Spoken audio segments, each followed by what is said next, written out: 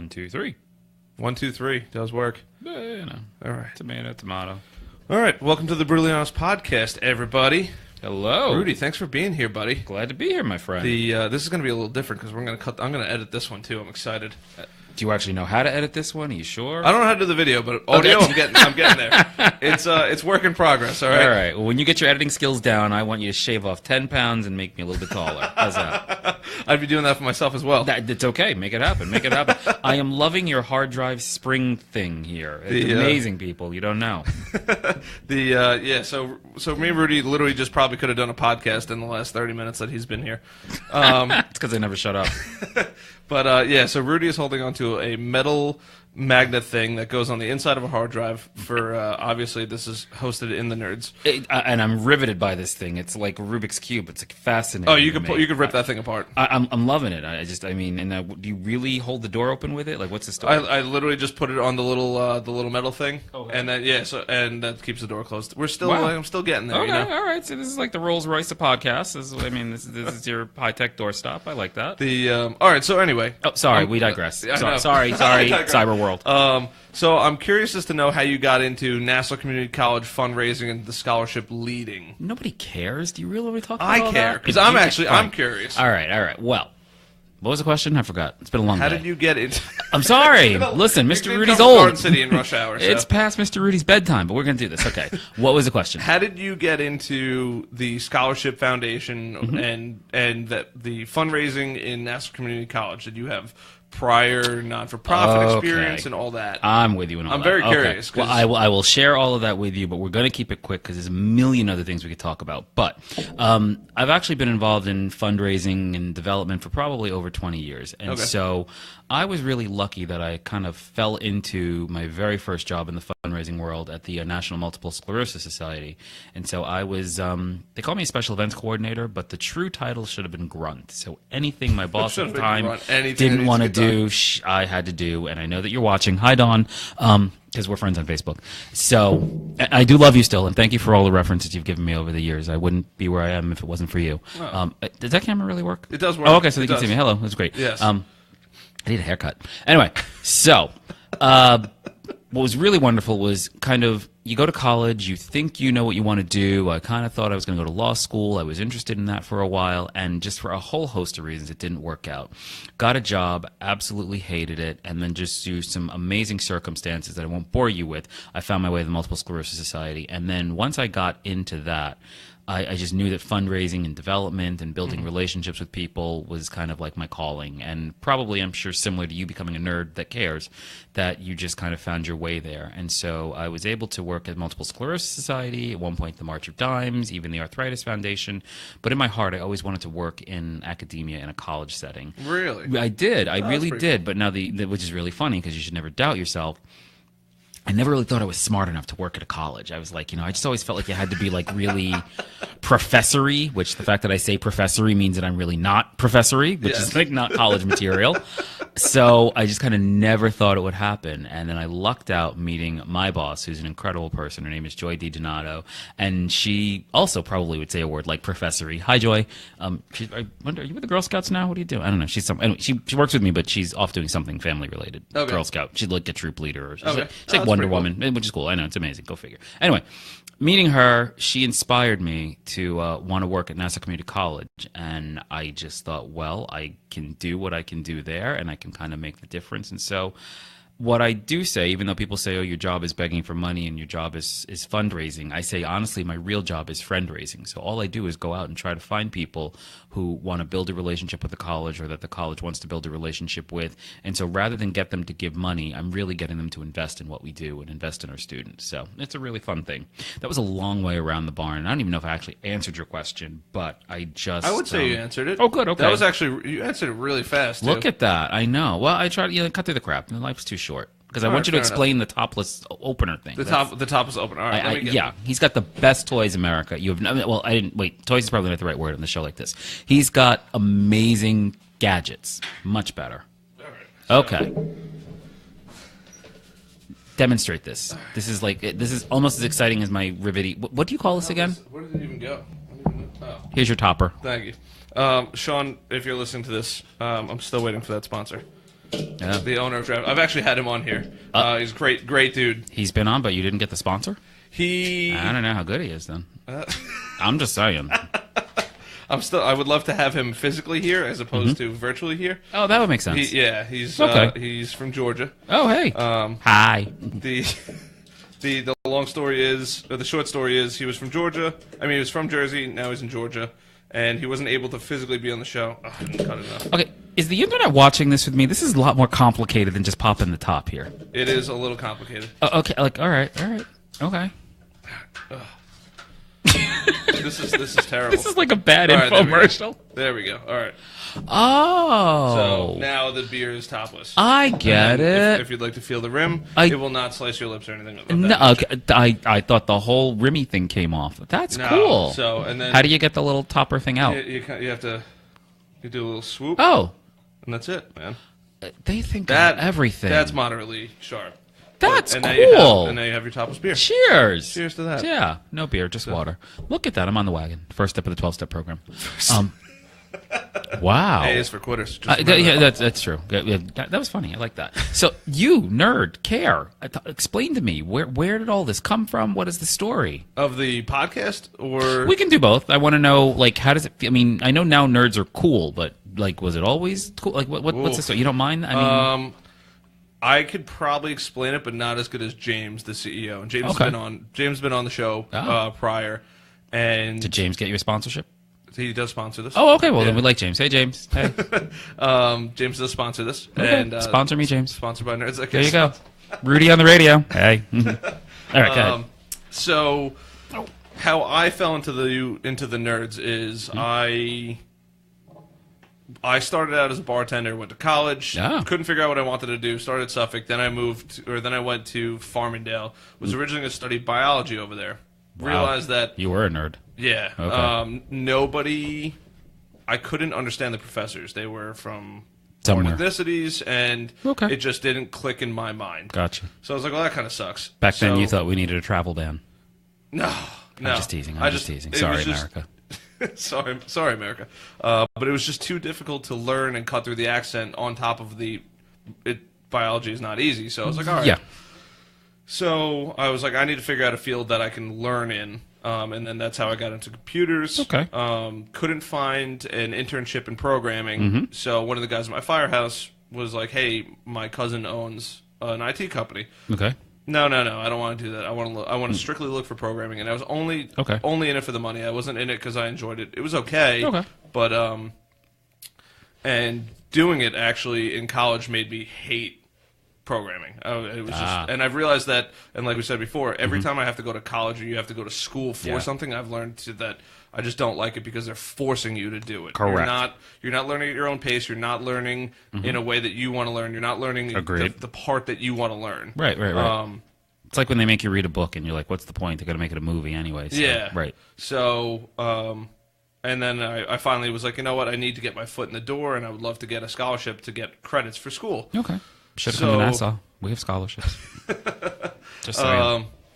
So I ended up doing my internship here, and so you were like a baby nerd. When you started. Yeah, and then I progressed my ranks through. So that's cool. That's how I got involved with this. Okay. And then I think James's brief story is he had started the company a while back, and after a couple of years, finally decided that he needed to pull a string on whether or not he was going to start the Nerds officially, or he was going to continue working for somebody else. Gotcha. Pulled the trigger, finally made it all work. And now we're 14 person company. That's nice. Now, do you like all 14 people? I do. Do you really? I do. I actually happen to be very, very lucky. Get out of here. This is an awesome job. Wow. And it makes me appreciate more because I'm not one of those people that's hiking to the city, miserable, doesn't like their job every day, doesn't like their coworkers, is stuck in that routine. You get treated like shit. You're at the bottom of the totem pole. And it's so nice to be around the corner from my house. Oh. I work with great people. Nice commute. I get to do awesome things. It's every day is a different another day. It's not okay. Let me just sit behind my computer. Every day is a different adventure. Gotcha. So holiday time when it's like Secret Santa. Can we say Secret Santa? Yeah. Or do we just say holiday time? Yeah. Like somebody's gonna get microaggressed. But I mean, well, that's probably true. So like, I mean, like you said you like all 14, so you're like okay with whoever. Yeah, we get. we do. Yeah, we do. It's not like, oh God, I got Sally in accounting. Nope. What do we do? Okay, we have a great time, and that's nice. And whatever. Okay. It's a great bunch of people. Do the nerds party? Do the nerds have a holiday party? We have a holiday party. Whether or not we party, to be determined. Gotcha. I mean, but you have a grill in the back, so there must be some kind of party. We do grill during the summer. So nerds grill on a casual Friday. And do all 14 nerds grill, or like is there a chief nerd griller? How does this work? We kind of take roles. So somebody will do the grill. Somebody will get everything else ready. Okay. Everybody plays a small little part. And what is your role? I'll either float between the grill or like the additional stuff. So that's right. You said you cook. Yes, I did cook. Do you really cook? I do really cook. Like cook, like not open the box and mix. Like I had broccoli rabe and string beans for lunch along with pork tenderloin. So that you make, or you're hitting like Uncle Giuseppe's? Oh, they should sponsor us. Uncle Giuseppe, do you sponsor?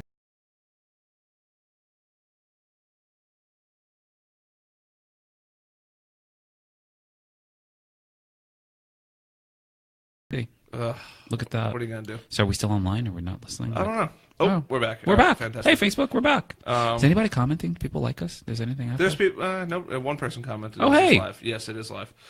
Did they ask if it's live? Yeah. That's cool. Who's that one person? It was a guy in my firehouse. Hey, guy in the firehouse. Thank you for listening. Shouldn't you be fighting fires right now? Not everything burns all the time. Oh, that's a good point. Okay. All right. All right. Do they have good food at the firehouse? I've always heard that.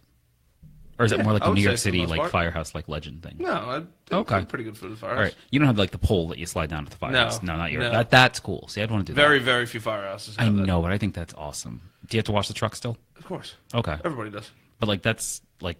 Gotta maintain the equipment. Well, I think I gotta maintain. Well, never mind. We won't go there with that. It's too early. It's a family show. So it's a family show. Well, I'm just saying. You can do anything you want. Okay. So like, is cleaning the truck like a duty? Like, is it like a bad duty? Is it like punishment kind of thing? No. It's like, because a lot of guys will voluntarily clean the trucks. See, I think that'd be fun. That's cool. But yeah, it's a firehouse. Okay. You gotta be a part of one to know all about it. I just think it's great. I admire what you guys do. Anybody who runs into a burning building is like my hero. So that and cops. So just go figure. I don't know. They get a bad rap. They do. They do. They listen. And they work their ass off. There's no doubt about that. And you got crappy people and everything, so it doesn't really matter. So talk to me. So what's the deal with the show? Where are we going? Who's listening to us out in cyber world? Is Firehouse Guy still commenting? Is he liking? Nope, is he loving? They're just he dissed us, man. Jeez. I don't know. It's because there's a delay. So he'll be back. But very cool. So the podcast started out, and people have heard this story. Yeah, tell it again. We'll zhuzh it up. I had no idea what I was doing. Okay. I was like, all right, I want to do this. Cameron helped me pull the trigger on it, my old podcasting buddy. Oh, bye, Cameron. Cameron should be liking us. Is Cameron watching? He's not watching. He's not. I don't think, at least. Oh. But he ended up... Bad blood? You like Michael and Kelly? No, okay. Great blood. He was actually on the show. Oh, it got a little nice. crazy though, so I don't know if I should air it yet. I might do that as like a like a sweep kind of thing. Like if you are a part of the exclusive club, you want to support the show and things like that. There's an exclusive club? Oh, there will be. Yeah. Get out of here! So you'll have access to things that I didn't air. Get out! Wow. Yeah, it's like so behind the curtain or yes. velvet rope or I was never cool enough to do that anyway. But okay, good. Wow. So that's cool. It'll get there at some point or another. Okay. Very cool. I like that. Neat. Yeah. Okay. I had no idea what I was doing. Yeah. I have no background in this at all. You're doing pretty good. Technology. Yeah. And yes, I guess you can kind of say audio's in there, but not really. It doesn't really go to hand in hand with computers. If it is, it's kind of like a plug and play setup. Right. And because of that, it was just, all right, I want to do this. Pulled the trigger, bought a bunch of crap. Okay. Kind of pieced it all together. Right. Made it work. And then reached out to another buddy of mine. I was like, look, this is what I want to do. I need help. And he kind of gave me the guidelines, and I was starting to pick his brain and basically just pieced it all together. And then grew from 2 shitty little microphones to a studio. Look at this. A whole studio. Yeah. With a paint job. I love. Man. It's very cool. So that's the short story. What's with the blue and the black? It was either blue, black, all black, or black and burgundy. I like the black was just always there. Okay. Why no burgundy? I wasn't feeling it. Okay. And, gotcha. Okay. Yeah, I just went with the blue. Okay. So it's a nice, cool. Now, is that considered black or is that considered gray? Charcoal. Oh. Okay. Charcoal wouldn't be black? Well, I guess charcoal would be charcoal. I don't know. That's what okay. Amazon said. Oh, nice. You had to get that from Amazon? You couldn't, like, just go somewhere? The problem was I couldn't find anybody that would know how to execute what I was looking for. That was my biggest issue, believe it or not. Couldn't find someone to put foam on the wall?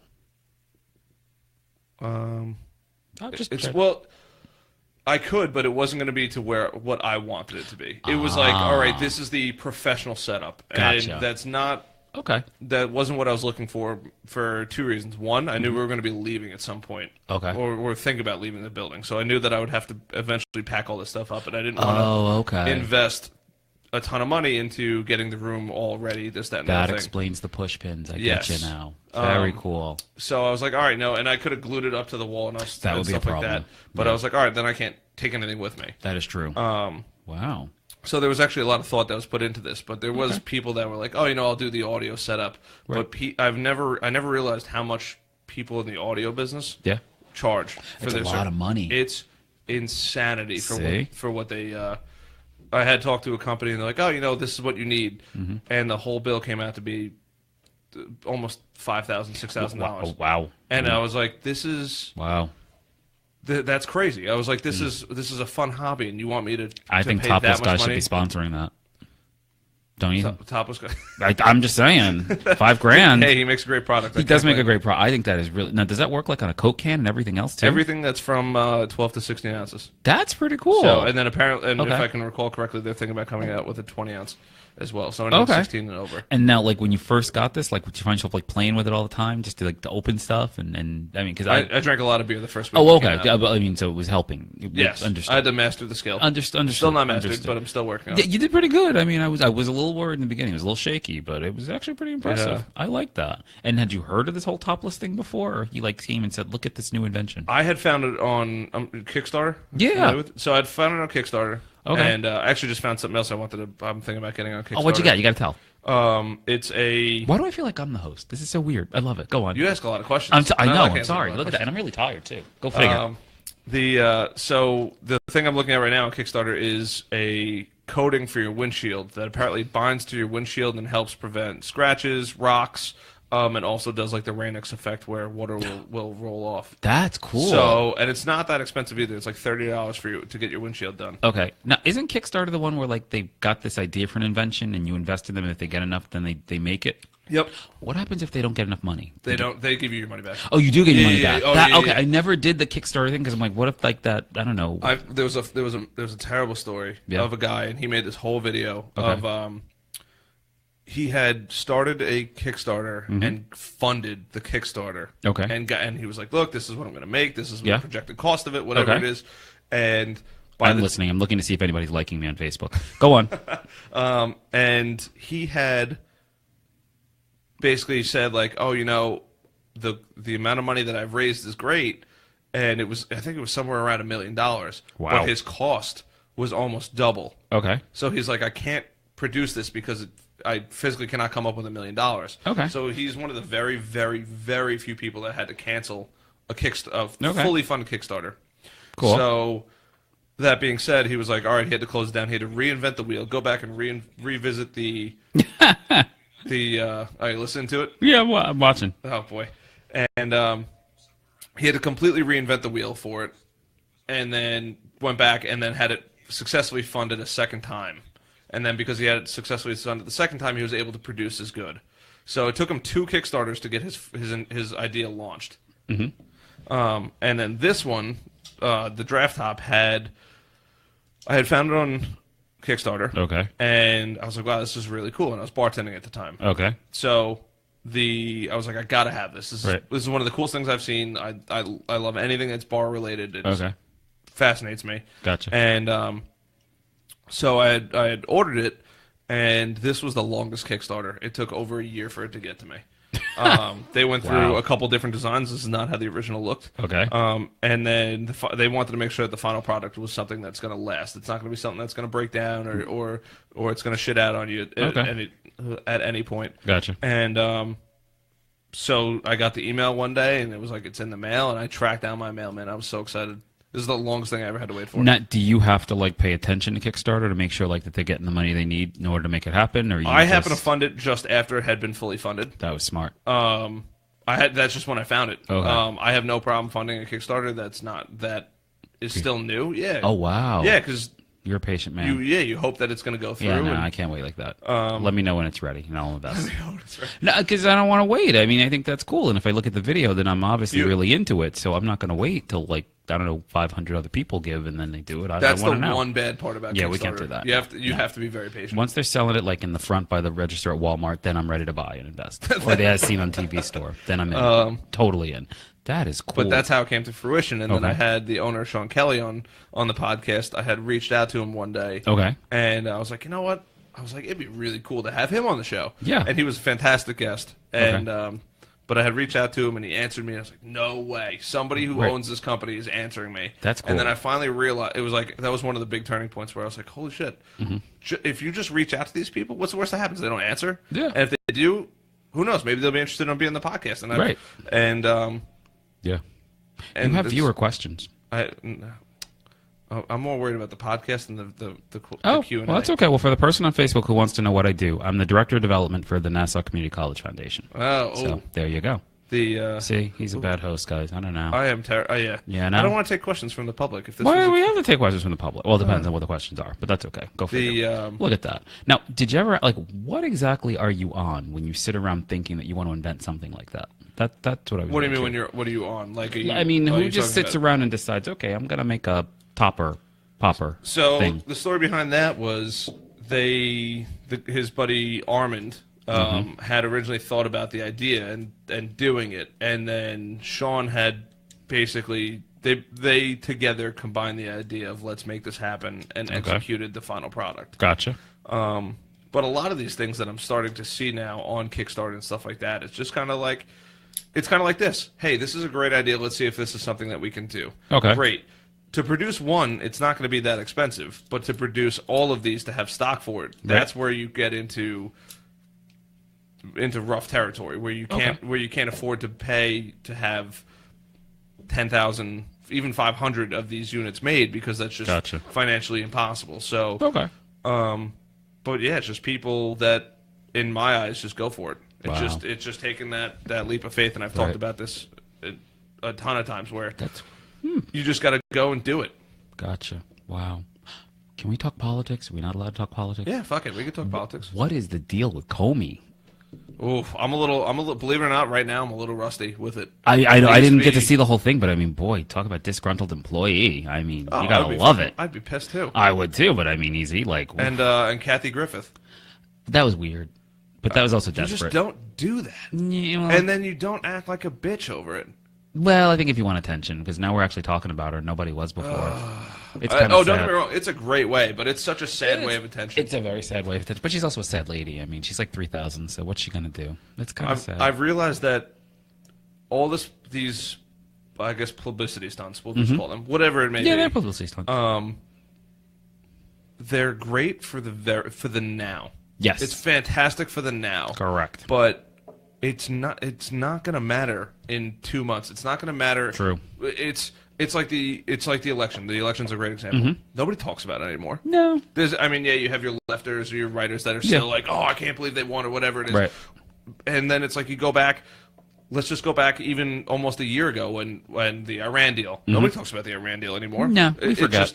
It's what's happening right now, and then it's gone. Yeah. It's gone. It's true. So I've tried to. I still try to stay a little bit involved, like in touch with that kind of stuff. But now I'm getting to the point where I'm just like, it's just what's happening now, and it doesn't. If it doesn't affect me, why do I care?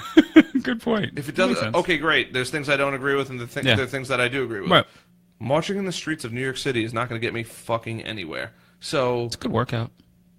And you might meet someone. I don't have that much time. Oh, okay. The last thing I'm doing is going to go or sit on Wall Street or whatever the fuck their protest is. Or I didn't get that Wall Street one. It wasn't there anything good. I don't understand. Do you people have nothing better to do with your time? Usually not.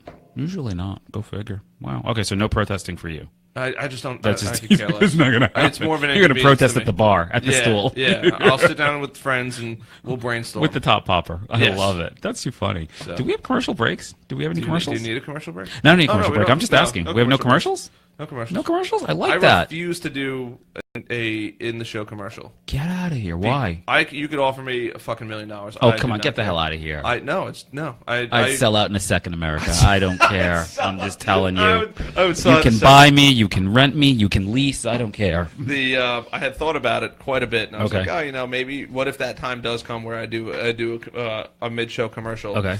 And I just don't.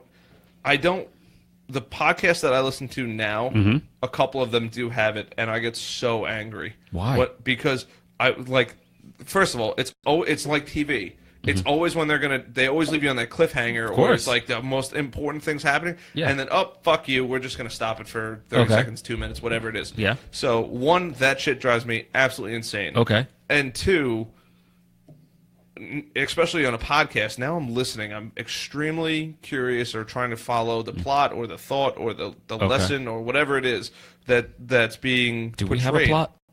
No, this is just. Okay, I was gonna say I don't think we have a plot. Okay, yeah. I didn't know what the plot was. Some of them it's educational. Okay, how does this work, or stuff you should know. Okay, and they do it all the time. Where it's like, why would you interrupt that thought? Like it was flowing, and then you just put up a dam. And now I hit it, and I'm like, well, fuck. Now I gotta find it. Skip through the ad. Okay. Make sure I didn't miss too much, or sit through the ad. And I'm like, not that I don't care about the product. It could be a great product. So you were like all the way in, and then they just broke like with the Depends commercial or something. Yeah, and whatever like, it is. Okay, I'm like, what? gotcha. Like, not even. I don't even care if it's related or not related. Just don't ruin that thought. Okay. At least finish the thought. But it's always like, oh, and we'll be back after this break. I'm like, why did you stop the show? You just had something great. You had something completely captivating. Okay. And now you've completely interrupted my thought, and so much to the point now where I'm no longer following. Wow. And I've gotten. So you can't come back once you're gone. Like the break is hard to. Sometimes I can. Okay. But like, there's a lot of times where I'm like, now my brain's starting to go. I'm thinking about all these different things, and all of a sudden, boom. Now I'm lost. So what do you do when you watch TV? I don't watch TV. What are you, Amish? No, I just don't watch TV. I don't have time to watch TV. I'll watch Netflix occasionally.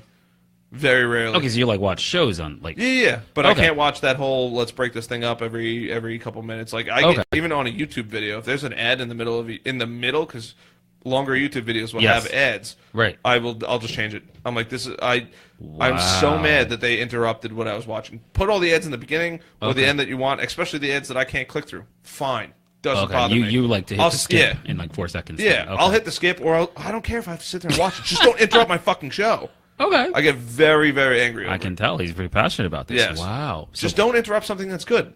Okay. That's like, oh, you're getting married. Congratulations. And just, oh, we have to stop. Everybody go take a 3-minute siesta, and then we're going to come back. And nobody's mind is going to be in the right place. True, but if you got $1 million, does it matter? No, I wouldn't want. I couldn't do that to somebody. Look at you. I really couldn't. That's really nice. It would drive me insane. Hopefully somebody does offer me $1 million. I was gonna say. I mean, I want to see what happens then, but I'll go with that. What? So no commercials. That's cool. Look at that. I'll do a commercial. I'll do commercials in the beginning. I'll do commercials in the end. Okay. No problems. None in the middle. Nothing. I do not want to ruin it. I do not. If you have a commercial at the end, is anybody still paying attention? Absolutely. I think they're gone by then. I listen to things till the last. Do you really? All the time. So you like stay in the movie theater when all the credits are rolling at the end? Yeah, no. Most of the time I do though. Do you really? Because sometimes there's always something good at the end. That's true. So well, that's only if it's like a superhero movie. You take it with a grain of salt. I mean, sometimes that last. Especially with this, I mean, the amount of times that I could have been like, all right, let's stop. Like, all right, we stop the show. Okay. And I wish I just hit record. I wish I hit record one more time. Okay. And even if I deleted that audio, because sometimes like it's crazy. The best conversations happen right at the end of the show. Yeah, that's probably true. So like, there's been a ton of times where we're going, and not that the show is bad. It's awesome. Sure. But then if I you say so stop, yourself. and then I could. We just go on. We could literally go on another show where it's like, why didn't I just keep going? And I buy that. That's okay. Yeah, so that's. I like that. So who's out there in the audience? Like who listens to this show? Who's here? Like is Mama Harrison there? Like who? No, she doesn't listen to podcasts. Mom, I don't even think she's ever listened to the podcast. Your mom has not listened to your podcast? Nope. Did you ask her? Nope. Oh. I didn't. It took my dad a while to figure out until I told him I needed artwork. Okay. Yeah, my mom's not really a radio. My mom. She's not a radio gal. Yeah, she's not a radio person. I don't think she could sit through this. That's hysterical. And a lot of people I know aren't. I don't force this upon people. I look. Hey, you want to download the show? Great. Right. Give it a listen. If you like it, great. If you don't like it, tell me. Okay. Tell me something that maybe I could change it. Maybe I could fix it up. Gotcha. What can I do to either make the show better? Yeah. Or if you don't like it, it doesn't bother me. Understood. Just because your friend makes whatever it is doesn't mean you're going to like everything that everybody has to give you. That is true. So I'd rather respect the opinion of somebody saying, yeah, I just don't like the show, or I don't listen to it, or I'm just not interested. Fine, I'm not going to be mad. But if you do like the show, tell some people about it. That I appreciate. That makes sense. Like grandma's not listening. Like, no, get out of here. Wow. Yep. You gotta get the family at least tune in once. It's a good show. My dad actually just started listening to it. Okay, he did so. Hey, Dad. Papa Harrison. Papa Harrison. My dad just started listening to it. Okay. And but he's not on Facebook. No. I was gonna say. Nope. That'd be cool. Nope. There you go. This is the first Facebook Live one that I've done. Yeah, I know. I'm like the first. This is pretty cool. Actually, I've never actually been on Facebook Live. I'm like a live virgin. Anyway, there's a whole story another day. But yeah, it did. Sorry. That's actually pretty cool. A handful of the reason why I wanted to get on Facebook Live is just to get people to see it and know that I have the new show out. Okay. Because apparently, according to my buddy Adam, who's the big YouTuber. Hey, Adam. Facebook will limit the amount of people that can see. Oh, you're going through it? Of course. Jesse, I think we should have a porn star or a criminal on here. I think that'd be good. Oh, you have your own people talking. No, it's Jesse Morris Vardaro. He wants to know, when will you have a porn star or a criminal on here? I'm liking that. I agree. Go for it. I don't How do you find a porn star? Do you just? I couldn't even imagine. Are they in the phone book? What do you do? I don't. Okay, I don't know. All right. I don't even know how you'd reach out to them. I don't know. Jesse, if you have an idea, let us know. Social media. Okay. Oh, yeah, that's true. Okay. Social media will connect you with everybody. You know what? If you put a post up that says porn star wanted, you might. Yeah, okay. But you might have to pay for it. Maybe. I feel like that'd be good publicity, though. Like doing. Yeah, but they probably charge. Well, I don't know. I don't know. Who knows? Go figure. Anyway, I digress. I think that's pretty cool, though. I like that. How would you get a criminal? You're still going. Yeah, no, I can still go. I hear it in the background. Oh, okay. Sorry, we'll turn it off. No, it's all good. No, it's look at that. There's a bunch of different people I would like to eventually get on here. I know Chris Weidman. Oh yeah, that'd be cool. He's a big Nassau Community College person. That's right. He graduated from Nassau Community College, and he's a local. He is a local. Brian Keller. I would love to have him on as well. Mm-hmm. I don't really know too many famous people from Long Island, though. I know there's a guy who just got famous for singing. I forget his name. Who's also from, I think, Selden or Oh yeah. What's his? Yeah. Okay. Sings that song "All Time Low." Yeah, but does anybody really want to see him? Do you really care? I think it would be interesting. Oh, okay. I say that meaning a lot of people I see they're infatuated by famous people. Okay. And I don't understand why. Because I was like, you know what? I was talking to somebody the other day about Jersey Shore. I'm like, you remember that show Jersey Shore that everybody watched? Like, you remember Jersey Shore? Yeah, right? Crazy. Do you really? Did I? Yeah. That's like way before your time, sorta. That was everybody I went to high school with thought it was the greatest thing since I thought it was dumb as could be. Well, it was dumb, but there was just something, again, like this little weird thing that was fascinating about it. Like it's like a train wreck. You can't stop watching. So, but those people, mm-hmm. and I was like, like what are they doing? And I just did like a brief search on them. And they're obviously all now they're quote unquote personalities. Yeah, but those people were all normal people. They were. Until the show. I don't know if they were ever really normal, but they were regular. Yeah, they were regular. But a lot of this stuff is happening to different people, like the Ken Selden. I mean, you have Chris Weidman now, he's famous. You have Brian Keller. You have all these just normal people who have now gotten to that next level of quote-unquote famous. I don't know if Chris Weidman wants to be grouped with Jersey Shore, but okay. Probably not. Yeah, no. But they're just normal Jersey people. Shore and the Kardashians, that'd be a closer connection. I hate the Kardashians. I know, but then you got talentless people with other talentless people, so it's much better. That's an apples to apples thing. But they were normal people. They lived a normal lifestyle. Regular people. What? Regular. They were regular people. Regular people. They were never normal. It's the truth. But they went out. They took that quote unquote leap of faith. They said, "All right, I'll sign up for that TV show, whatever it is, or I'll, you know what, I'm fighting. I want to compete in the UFC or whatever it is." So they took that. And now they're famous, Right. And people are obsessed with famous people. Like, oh my God, I need your signature. I need this. Granted, don't get me wrong, a photo's cool and stuff like that. But like, I don't understand the obsession with all of these famous people. Like they're gods walking there. I'm like, they're regular people who just happen to get really good at different things. Yeah. Like the kid Steven Matz from Stony Brook, plays on the Mets. I used to work in Stony Brook, and people were like, "Oh yeah, I know Steven. He's a great kid." Right. But now I know people that they'd lose their shit if they met him. And I'm like, he's a regular person who just lived in Stony Brook, pursued a career in baseball, got really good at it, and is now famous. Right. He's no different than anybody else. Why are we so obsessed with these people? Because they're good at what they do? No, I think, and again, I can't really speak for everyone, but I would imagine it's the fact that, one, that they're famous, and then for whatever reason, you think that their life is so much better than yours, whether it's because they can buy better clothes, or they can eat at a better restaurant, or live in a better house. So I think it's more that, like, you're almost fascinated with, wow, what that life must be like, because you're living in whatever your problems are, whatever's got you going, and you're looking at them and like you feel like, wow, they always look so glamorous, or they're always doing such great things, and so that's why it's like that they're these gods. It's almost like you would think that their lives are like kind of perfect. Do you know what I mean? Yeah. So you see these Jersey Shore people, or these Kardashians, or a Chris Weidman, or whatever, and you don't think that, like, his problem is like he's got to take out the garbage because his wife yelled at him because he forgot, like, for the 14th time or something. Or it's what you don't see. Do you know what I mean? Like, you don't. They're not trying to like get in line behind the supermarket with the person whose credit cards declined like 4 times, and like you're waiting and you're in a hurry. Absolutely, it's just you don't think that they have the regular problems like regular people. It's just. It blows my and this infatuation of these famous people, like there's nothing that separates them from us other than the fact that, one, they have a huge bank account now, and 2, everybody knows who they are. Yes. But what blows my mind even more, and I was having a conversation with Natasha and her friend the other day, where hey Natasha, hope you're watching. Probably not.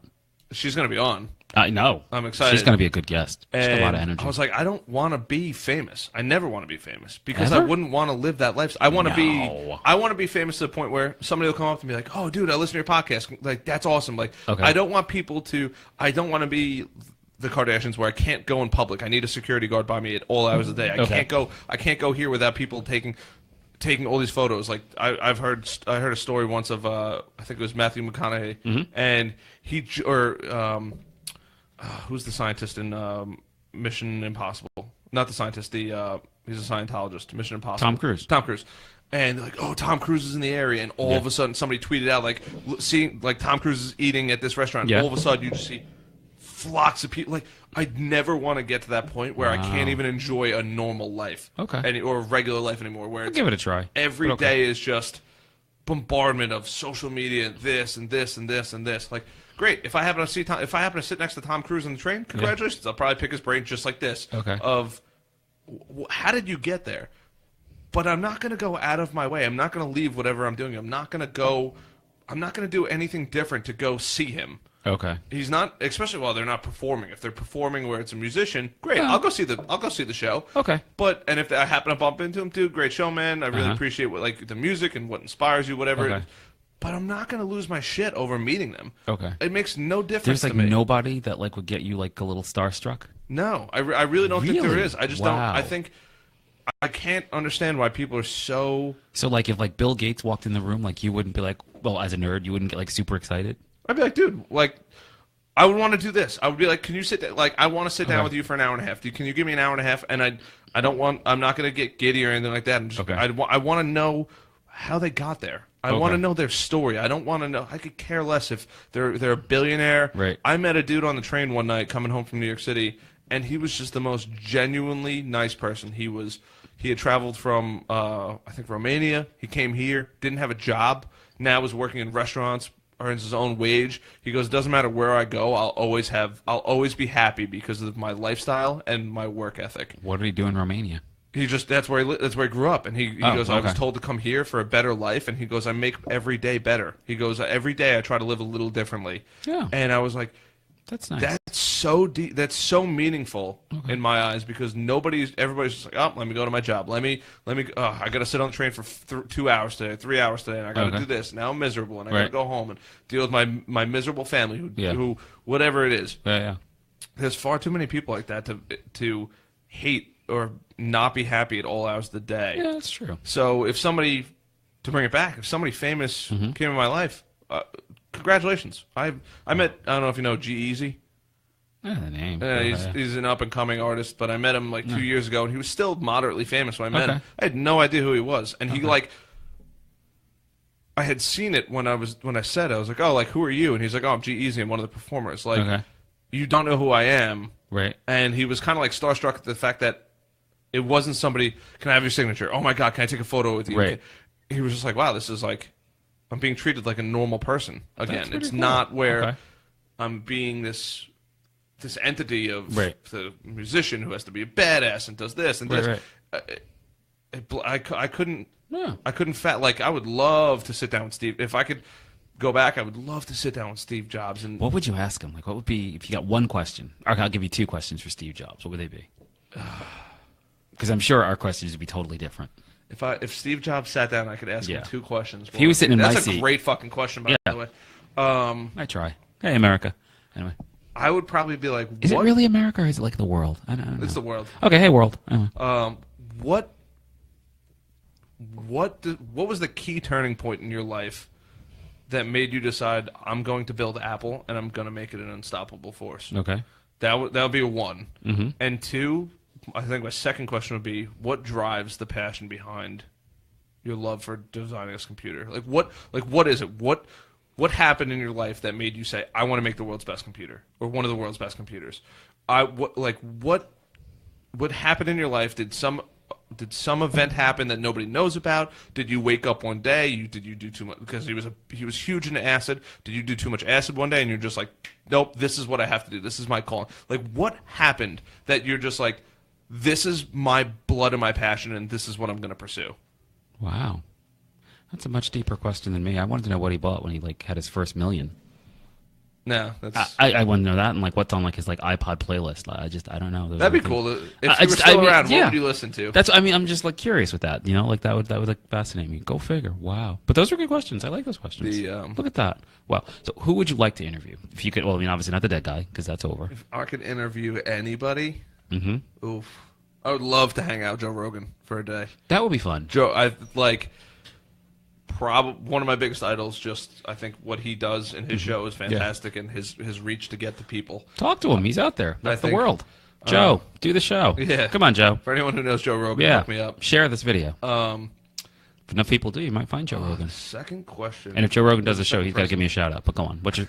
I'm just saying. Go ahead. Who else would I have? I don't know. No porn star. No criminal. I think they have to be alive or they could be dead. I don't know if you'd want a dead porn star. No, I would not want a dead porn star. No, you could resurrect them. Who's the live person? Who's a dead person? I'd probably pick probably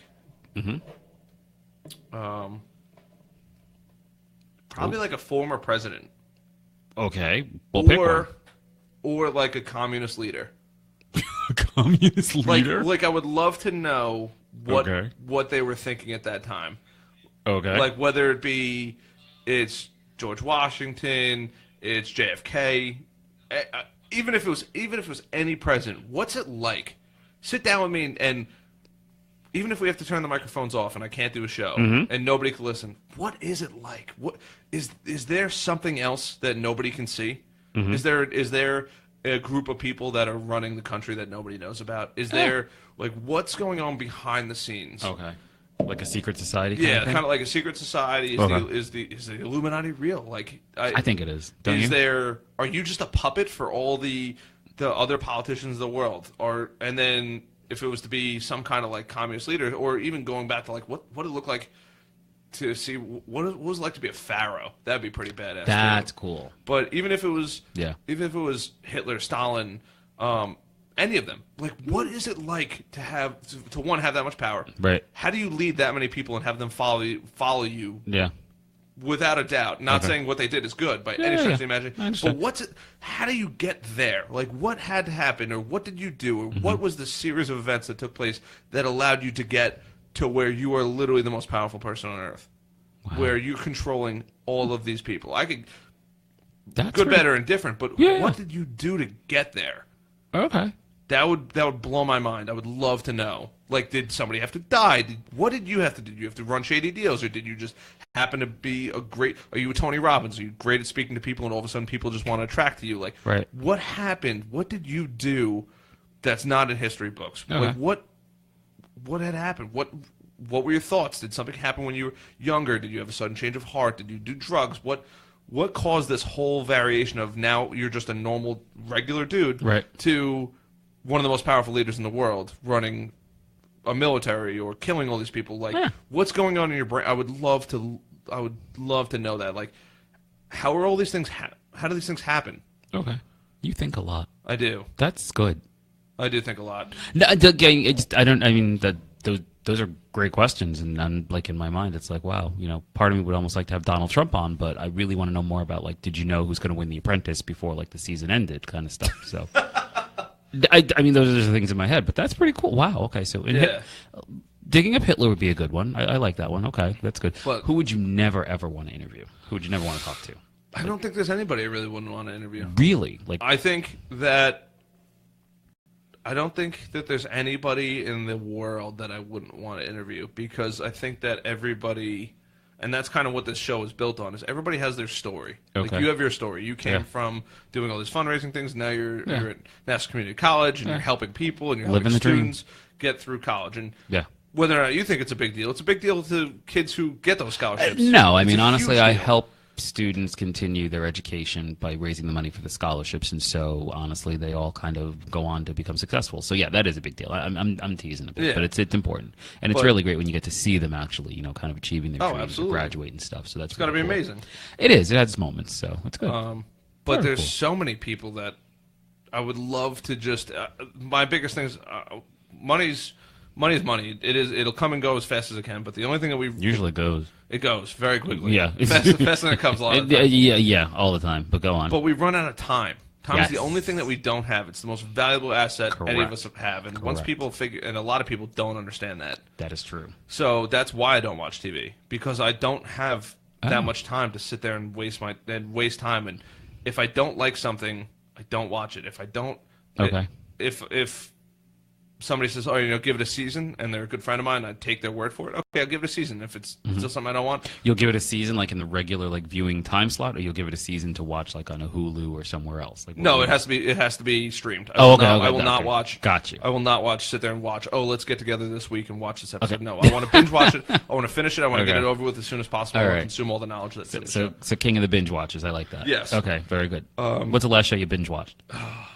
Stranger Things. Really? Yep. Flash. Sorry, The Flash. Okay. Which season? I'm just about to start season 3. It just came out the other day. Oh, okay. I'm on 2, so we'll have to talk later. But okay. Look at that. Just you only have so much time. Do you Legends of Tomorrow? It's on my list of things to watch. Okay. Do you Supergirl? It's on my list of things to watch. Okay. All those superpower, superhuman type things. Does that include Gotham? What? Gotham? On my list of things. Okay. I just don't have that time to sit there and watch. Okay. I do have a long list. That's a long list. Okay. I'm also the person that anytime anybody's like, "Oh, did you see that movie?" No. I'll tell you right now, no, I didn't see the movie. So, Guardians of the Galaxy? Nope. Wow. The last movie I've seen, probably the last full year, last 365 days, is probably, other than any Netflix show, is probably Fast and Furious, the new one. Other than that, the newest one. Yeah, I probably haven't been to the movies in over a year. Okay. All right. Just no time? No time. Wow. No time. And and I get angry at myself when I watch TV and when I watch movies. Okay. I'm like, I should be doing something more productive. Okay. All right. I buy that. But you read. Sort of. Just started reading. Okay. Just started reading. And I've realized that I don't like audiobooks. Well, I can understand. But isn't the time spent actually reading the book pretty similar to the time spent sitting and watching a movie? A book you can consume knowledge on. Okay. A movie is just kind of, I don't want to say it's bullshit, but it's just entertainment. Okay. I'll buy that. Not that I'm opposed to entertainment by any stretch of the imagination, but I'd much rather watch TV or Netflix show on my computer. Okay. And I could be doing other things. And I can watch it too at the same time. Gotcha. Where I'm not dedicating 100% focus to it. I'm spreading it around. Okay. So that's my biggest thing with that. I like that. And like a book or like a Kindle kind of book, online book. I just bought my first. I voluntarily just bought my first book. I think. Oh, wow. The other day, Rich Dad Poor Dad. Oh, that's a good book, actually. Yeah. So, like, you actually went into the bookstore and bought the book? No, you Amazon. I knew it. I knew you Amazon. Yep. Well, I was hanging out with Tim. Tim was a good buddy of mine. He was on there. And is Tim watching? We're sitting at the bar. Tim's not watching. And no, Tim will listen to this though. Oh, that's good. Hey, Tim. Okay. So is Tim the rich dad or the poor dad? My buddy? Yeah. I think he's the rich dad. Oh, cool. I would put him in the rich dad. But he was like, oh, you got to get this. And he's like, you need to read this book. If he's the rich dad, why doesn't he sponsor your show? Not everybody's going to be rich. I haven't gotten that far in the book, so don't ruin it for me. I won't ruin it for you. Okay. Just wondered. But he was like, you got to read this book. Okay. Trust me, start reading it. And so I did. You do the one swipe, and sure enough, boom. Done. And it was at my house 2 days later. And nice. Do you like those recommendations that Amazon gives you too sometimes for stuff? I don't read any of them. Oh, I love those. It's like it's. Well, this is my first book. This is and this is crazy. No, I mean of stuff to buy. Like when you buy on Amazon, you start. Oh, it's violent. It's really violent. Scary. And then you have the one. Then you have the one touch. That's dangerous. It's bad. Very dangerous. It's bad. I bought shit, and the worst part is I bought shit on mistake, where like you have to swipe to the right. Yeah. So when you swipe to the right. Okay. I'll either think that I'm going up here to do it, or I'm not paying attention, and I swipe right, and all of a sudden shit's just showing up at my house because I accidentally swiped on it. Of course. So thank God they take everything back, but I fucked up a couple times. What was your biggest Amazon ordering regret or mistake? I don't really have any because you could return it. Okay, but was there anything you're like, oh my God, what was I thinking? Let's send it back. Not really. Okay. All right. And I check my Amazon account pretty frequently, so if I did make a mistake, there's been things that I bought that weren't as good as they said they were going to be. Okay. But as far as like a regret, no, not really. Okay. And then do you do the recommendation thing at the end? I try to. You do? I try to. Okay. When I good can. and bad, or usually if they're just bad, or just really good? I do both. You do? Oh, absolutely. If you make a good product, I'll write a good review for you. Okay. There's no doubt about it. Okay. What's the worst product that you've ever reviewed? Come on. I think it was an iPhone. It was just iPhone cables. I bought an iPhone cable, and it was shit quality. What? Okay. Well, I would think you, Mr. Nerd Tech guy, you would know good quality cable when you like. It was like nylon braided, and and it works with this, does data transfer, whatever. Allows the fastest data transfer. And I was like, oh, sick. Let me get that. And it was like a 3-pack, and it was a good deal. And I was like, all right, cool. Let me get it. Okay. And they all died like within a week. And I was like, this is bullshit. Wow. It's not even like I'm beating on them. Like, literally in the package, pulled them out, plugged it in, worked, pulled it off, plugged it back in, didn't work. And I was like, well, this is just a shit product. And so what'd you do? I just returned it. I said, this product is broken. It didn't work. It didn't work. Bad review? Did you give a bad review? Of course. I said, my experience with this product, I don't know how it reflects anybody else's, but my product, the one I got was poor. And it did not serve any purpose that it was supposed to serve. Okay. But I've written really good reviews where I'm like, I would write down like the iPhone cable I have currently. It's Let's see it. The world is watching. I know. You have a carrying case for your cable? No, I have a carrying case for my battery. Oh, this is nice. Anchor products are fantastic, by the way. This is cool. But that cable is Kevlar coated and it just works. Kind of short. You don't like the really long one? No, because I can put this in my back pocket and I can put my phone in the front pocket and connect it to with the cable. You give it a lot of thought. I do give a lot of thought to things. That's good. I like that. That's cool. It's got to be efficient, man. I understood that. Okay, very good. Got to be efficient. Why the gray? You didn't want like some other weird. They just color? had gray. Okay, gotcha. Color doesn't mean anything. If the product works, I could care less. 90% of the time, what the color is of the product. For a phone case, whatever. If it white, black. Yeah. I would pretty much take any color under the sun. If the case does its job, right. I could care less what the phone looks like as long as it does the job of protecting the phone, so the phone will work. Gotcha. So Mr. Nerd Tech Guy, why iPhone versus say Android? Tell us. Come on, that age-old debate. iMessage.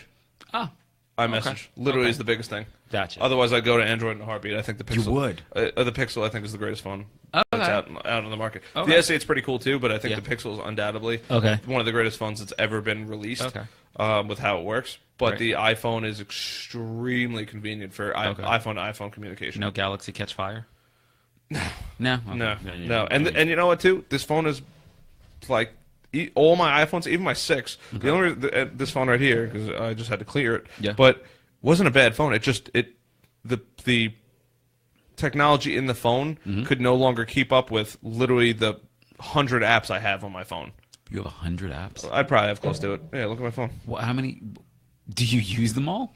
Whoa. So you have all those. Then I have folders full of 10, 15 apps. What are you doing with all the apps? I use them. For tell me, what are some of the apps that you use? I have my 6 banking apps. I have my stocks, my trader. Wait. You have 6 bank accounts? No, 6 banking apps. So you have Venmo, one way to transfer money. You have your Square Cash, another way to transfer money. My stock apps, my personal finance, my bank app, and then 2 of my stock trading apps. And that's actually missing one. I should also have one for my other account with Fidelity. I have a TD Ameritrade one on there too. I think you're the rich dad. The rich dad? Yeah. Why? I'm just teasing. Just because you got all these bank Then accounts. I have 9 social media ones. So I have Eventbrite, Fiverr, Tumblr, LinkedIn, Facebook, Google Hangout. I'm Facebook This is why you have no Messenger, time for chat. TV. You got all these social apps, but okay. I mean, I use them throughout the day. It's beautiful. But go on. I have my 6 games. I have my food, Yelp, Anova. It's a sous vide to cook steak. My Uber Eats, Open Table, Keto Diet, and MyFitnessPal, which I use. I didn't know. So you MyFitnessPal? Of course. Do you tell the truth?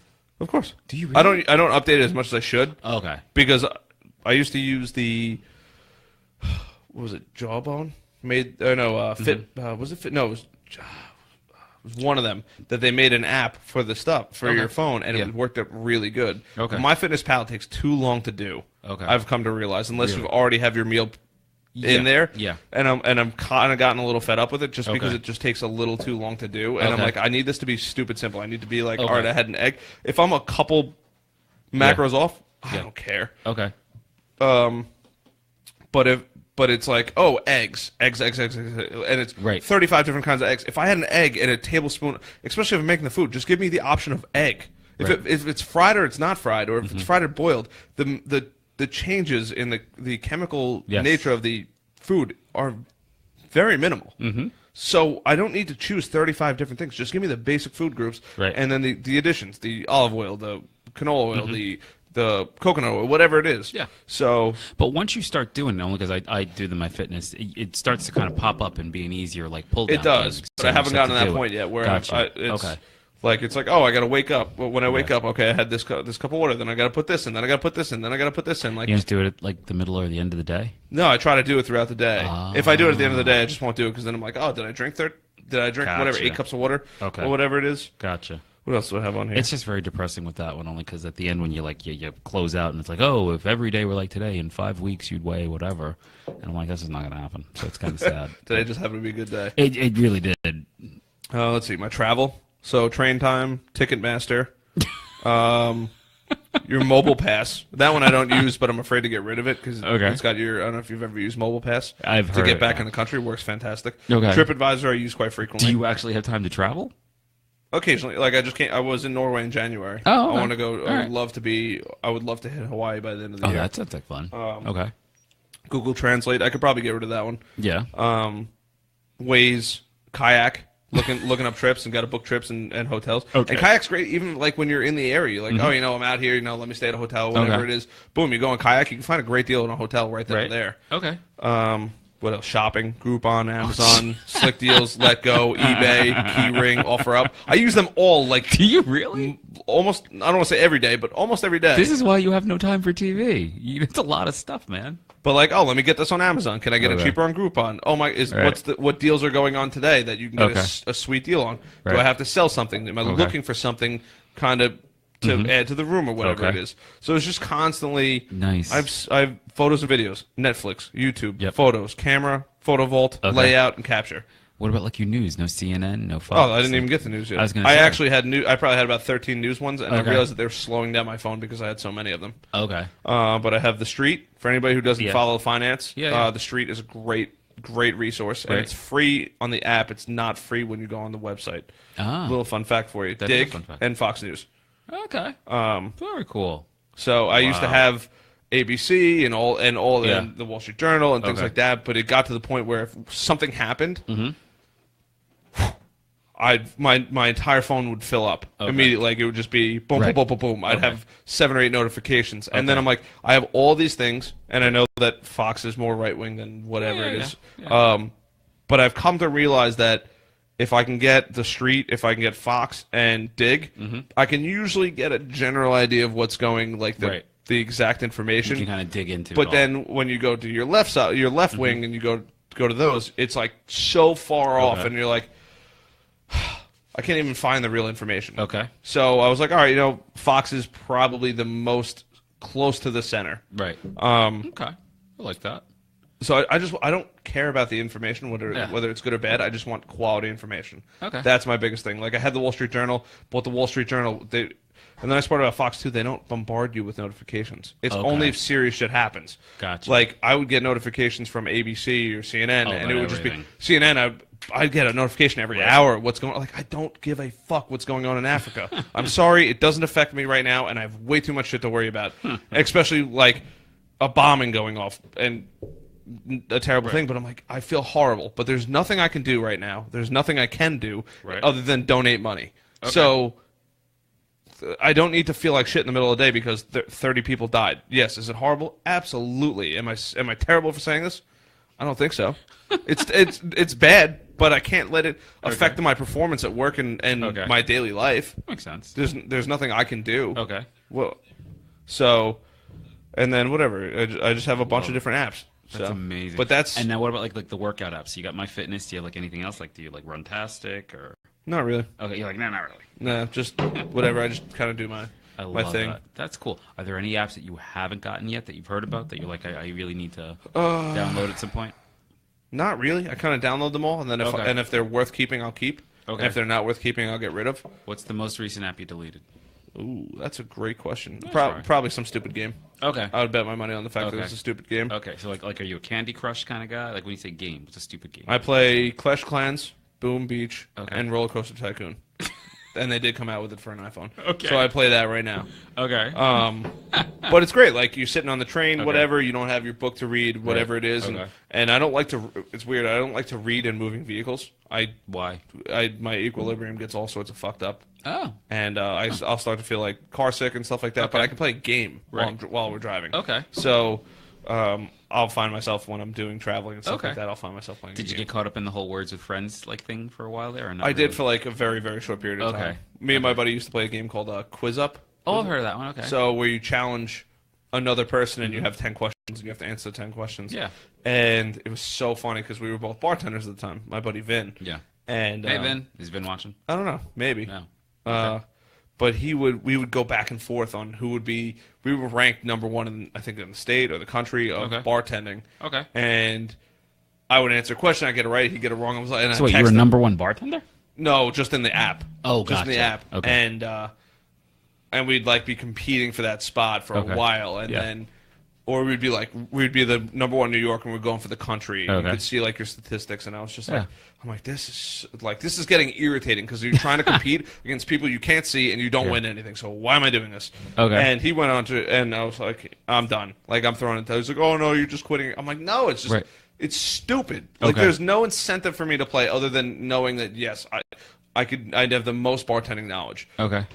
And he just went on to, he's like, yep, I'm like number one in the country, and then he'd go back and forth, and he's like, I'm done with the game. Okay, but he like was a champion when he went out. Yeah, he was. You quit before you became number one. Yeah, I just didn't have the time. I didn't have the time because you're staying up late at night. Right. That's the worst part about games and shit, and this fucking thing, because you're staying up late at night doing useless shit. Look, most of the things I see on Instagram, I don't care about. Okay. That's so funny. It's like, oh, it's a friend of mine. I don't want to delete it, or it's an acquaintance of mine. I don't want to delete it, or whatever it is. So, like, I try not. I shouldn't say I try not to, because every once in a while I'll delete something. Okay. But I'm like, I have to sift through the bullshit to find out like what I really want. Really want to see. There's probably a couple dozen people I want to see what they're doing on Instagram, what's going on in their lives, and the other. What is the deal? Like, I know what Instagram is, but does it? What's the purpose of that one? I don't understand. And now they have the Snapchat. Just telling people what you're doing. But do people really care? I don't think so. No, I really don't. I don't understand that one at all. I mean, they care if they're your actual friend. If they're a really good friend of yours, they care. Like, what are you doing? what's but going on? Every single time you're, I don't even know what they call it. I guess posting or Instagram. Like like your friend really cares. Oh, probably not. No. That you're like in line at the deli. But people think that they care. Oh, okay. That's what I think. That's what it is. People think that they care. It's kind of like Facebook too. It's like, oh, let me share this. Right. Well, nobody cares. Right. That's what. Like I used to be like one of those people. Oh, update it, and put in my thoughts and now I'm just like, nobody gives a fuck what I'm thinking. Nobody. I salute you for recognizing. So that. I'm like, why am I trying to put in or think about funny things or whatever it is? Like I'm not a comedian. Would I love to be one? Absolutely. Okay. But I'm not a comedian. You could probably be one. You should try. I appreciate that. I'm thinking about it. You should do it. Governor's Comedy Club. Stand up. Oh really? Yeah. Oh, maybe I'll look into that. That would be a cool show. But just get a comedian on here. I would like to have one on here. We'll get you a comedian. All right, sounds good. I've had a magician on here. Michael Rossetti, good friend of mine. What did he do? Hey, Michael. He actually didn't do any magic on the show. Wait a minute, you get a magician on, he doesn't do any magic? Oh, he did magic. He just didn't do it on the show. Because we're having a conversation. You can't do... You can do magic. You give him a minute. What? You have him do his trick. Well, he was here before I had the you webcam. didn't live. Okay, I seen webcam. Gotcha. And it had the Well, webcam then he's got to come back and do a show. He will. That's cool. We'll get him to. Okay. So what trick did he do off camera? He put a... what was it? Oh, you picked a card, you put it back in the deck. Okay. And he would make that card appear in his pocket. Okay. He did that, and then he would do this. Did you check his pockets before? Yeah, Okay, so they were truly empty. Watched his pocket because I was sitting next to him. Okay. And then there was another one where he takes the whole deck of cards, puts it in his hand, and pushes it through his pants, and the deck of cards ends up in his pocket, but your card is in his palm still. Pretty fucking cool. That is cool. Yeah. Did he tell you how he did it? Of course not. Okay, I just was curious. Okay. No. Wow. Yeah. That's pretty impressive. Yeah, he is very, very impressive magician. That's pretty cool. Huh. I like that. And so, where do we see Michael performing? Where is he? Like his birthday parties? You gotta go. No, he doesn't really do. He doesn't do young birthday parties. He'll do adult birthday parties. You have to check out his website. I think it's magicmichaelrossetti.com. Adult birthday parties like porn stars. I just I mean whatever. Adults have birthday parties. They do. I don't know. But he'll do that. He'll do events. He'll do get-togethers. Whatever it is. That's cool. It is. Yeah, he does a bunch of different cool shit. So he's a super cool dude. I've actually been very, very fortunate. Everybody I've had on the show has been a fantastic guest. Really? No, in all honesty, they really have. Sometimes I have to pull a little teeth to get down to the nitty-gritty, or some people get mic fright. Without naming names, describe the one guest that you had to pull. I can't. Oh, come on. I cannot do that. It's too easy to tell? Yeah. That's too funny. I'm sure people know exactly who it would be. Okay. But I want to leave it as a cliffhanger. Do they know who they are? I don't think so. They don't know. No, probably not. Maybe not. I mean, don't get me wrong. Some people knock it out of the park, and other people have to pull teeth. And not saying pulling teeth is bad, but it's harder. A lot of people get mic fright, and I get that. Okay. So, like, you're obviously very outgoing. I'm very outgoing. Where I don't particularly care if the camera's on or not on. I'm still going to give you the same conversation. Okay. If there's mics involved or not mics involved, you're still going to get the exact same conversation. There's I'm not putting on a show, this, that, and the other. Right. But I have realized that some people get on, or it takes them a little while. A lot of it takes them a little while to get into, okay, it's being recorded and I'm talking on a microphone. Okay. That's the biggest thing I've seen. Is that when you get them liquored up? Booze help. Booze help a lot. Booze help a lot. I know I could say my buddy Billy, but my buddy Billy, he was on here. Yeah. And he was like he was very quiet, but once he started putting back a couple beers, he opened up a lot. Okay. I was like, all right, good. Like, I'm glad it finally happened instead of you just sitting there mute the whole time. Okay. In all your podcast experience, if you can, what was the most shocking thing that you're like, wow, I can't believe that happened, but just wild or what? So there's one that sticks out specifically in my mind, and I actually have to have him back on. He was on the old show, and this guy's Shadrock. Okay. And this dude Shadrock had escaped from... His real name is Shadrock? Shadrock, yeah. Okay. Shadrock or Shadrack? Something. Not Cedric. I can't say it right. Okay. But he was on the show, and he shared his story, and he was Lebanese, I believe, and his mother... They were in a time of war, and they escaped from Lebanon. I think Lebanon, yeah. Well, if you're Lebanese, you go from Lebanon, yeah. If I'm getting it correctly, and I don't want to fuck the story up, but he basically talks about the whole story, and They were in a tent, and the tent was dark, so the guards couldn't see inside the tent. And he was a baby, and he was crying. And basically, the only way the guard was coming towards the tent, and the only way that the guard was going to shoot everybody if they were making noise. And and he was a baby at the time, and he was crying, and his mom almost had to suffocate him and kill him to save everybody else in the camp. Wow. And wow, she went to cover his mouth, and miraculously, like, he was crying. It was as soon as she covered his mouth, he had stopped crying. And the guard comes in, looks around, I guess didn't see anybody because it was very dark, and then, or they weren't making any more noise, and left. But he basically talks about how he came here from literally nothing and made it work, and now he's going on to pursue his career in, like, acting and writing plays. Get out of here. Fucking... I had goosebumps. I had goosebumps like for an hour straight. Wow. It was. I came out of that podcast and I couldn't even speak. I was just like, you almost have to decompress. Yeah. Because it was so. Wow. It was so amazing and so deep that you're like it doesn't matter what nothing I do will ever compare to like that kind of struggle and things like that. Yeah, the struggle is real.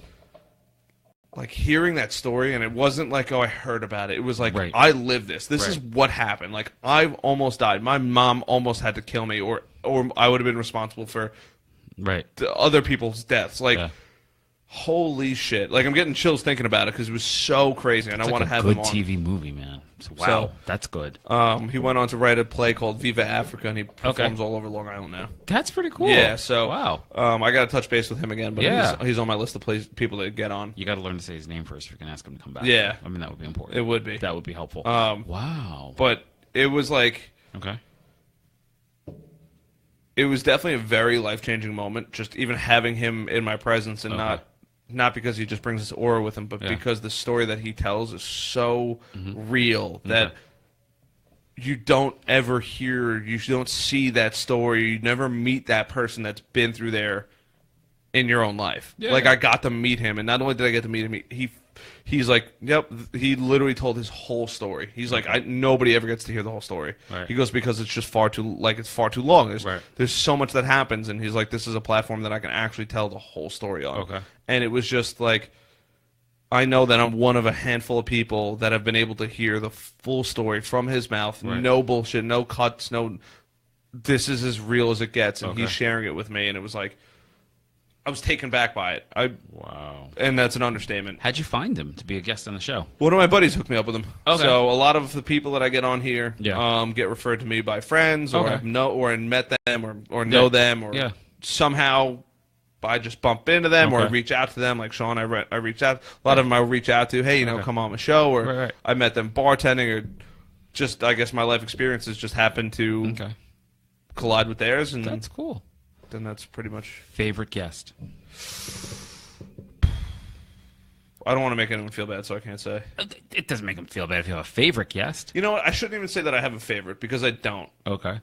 Because every conversation, and I'm not trying to take the heat off of the question, yes, but every conversation I have is so unique that it's very hard to compare apples to oranges, because... Like, for example, my buddy John Keel. Yeah. He's very big in the watch industry. He's a great friend of mine. Like, I can go to the bar and we could... Watch, like, watches you wear, or watch, like, watch tower, like, they knock on your door and watches you wear. Okay, gotcha. He just got into micro brands and things like that, and basically like the craft beer of watches. So, he's one of my favorite people to conversate with. Okay. And he's always up to something interesting, but then I have other people that are like Michael Rossetti, or my friend Greg, who's just like they're passionate about what they're doing, or there's everybody has all these different things that you can't compare them, because everybody brings something different to the table. Like, I had my buddy Dr. Greg Barron on here, and he's just a ball of knowledge. Like, I love sitting here. Like, it's one of my favorite things to sit here and listen to the other people. My buddy Rob, history buff, Dr. Greg Barron, just doctor who's big into holistic medicine, stuff like that, and chiropractor by degree. And it was just like... Do you believe in all that holistic stuff? Absolutely. You do? Absolutely. Wow. But he doesn't do, like, the Chinese medicine. I'm not sure if I believe in that shit. But he does, like, eating right, gut bacteria, testing for foods. Like, it's the real deal. It's proven science. It's just not... It's considered holistic medicine. Okay. At least I think it's considered holistic medicine.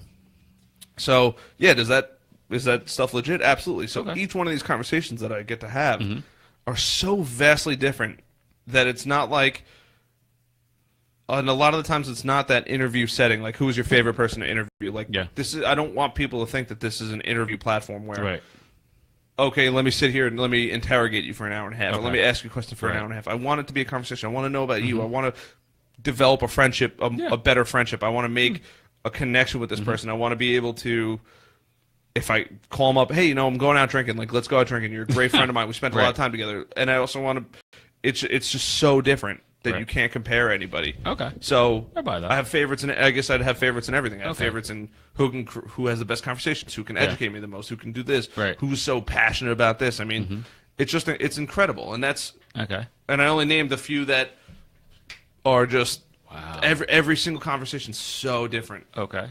So finish this sentence for me. In 5 years, this show will be what? Oh, boy. I don't even know. Hopefully, ridiculously successful. And what does that mean to you? I was telling somebody about this the other day, and would it be awesome to become a millionaire or whatever it is on this, or semi-famous?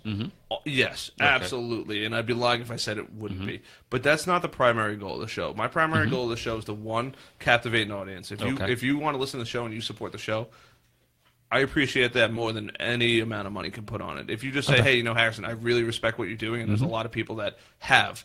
Yeah. I respect what you're doing. I enjoy the show. Keep up the good work. That it means a ton to me. Okay. More than most people would ever even know. Okay. So that's huge in my book. And the other one is, I would love to get to this point where I have, 100,000, 1 million followers on the show. Wow. Where, yes, it is famous, or it is extremely popular, but to the point where if somebody like you came on the show and said, hey, I want to start a podcast, not start a podcast, I want to start a scholarship, can you help me fund it? Come on my show, let's talk for an hour and a half, and if everything goes according to plan, I'll have enough of a following base to help get what you want to start through. I'll be able to support other people. I'll be able to help get other people to that next level of their success and stuff like that. That makes sense. I want people to also use it as a platform to help them as well. Right. So you got to answer Chris Gallo's question. What was Chris Gallo's question? Because it's show live right now. Yes, it is live. There you go. And the Hose Company Comedy Night? Yes. So you got to perform, they said. Oh God, no. Come on, it's your chance. No, come on. I couldn't captivate 250 people. You could do it. No way. I'm sure you could. Maybe give it a try. It's in February, so I have plenty of time. A 2-minute set, at least 2 minutes. You could make someone laugh in 2 minutes. All right, fair enough. That's fair enough. Try that. We'll see what happens. Okay, so you will know the show is a success when what happens?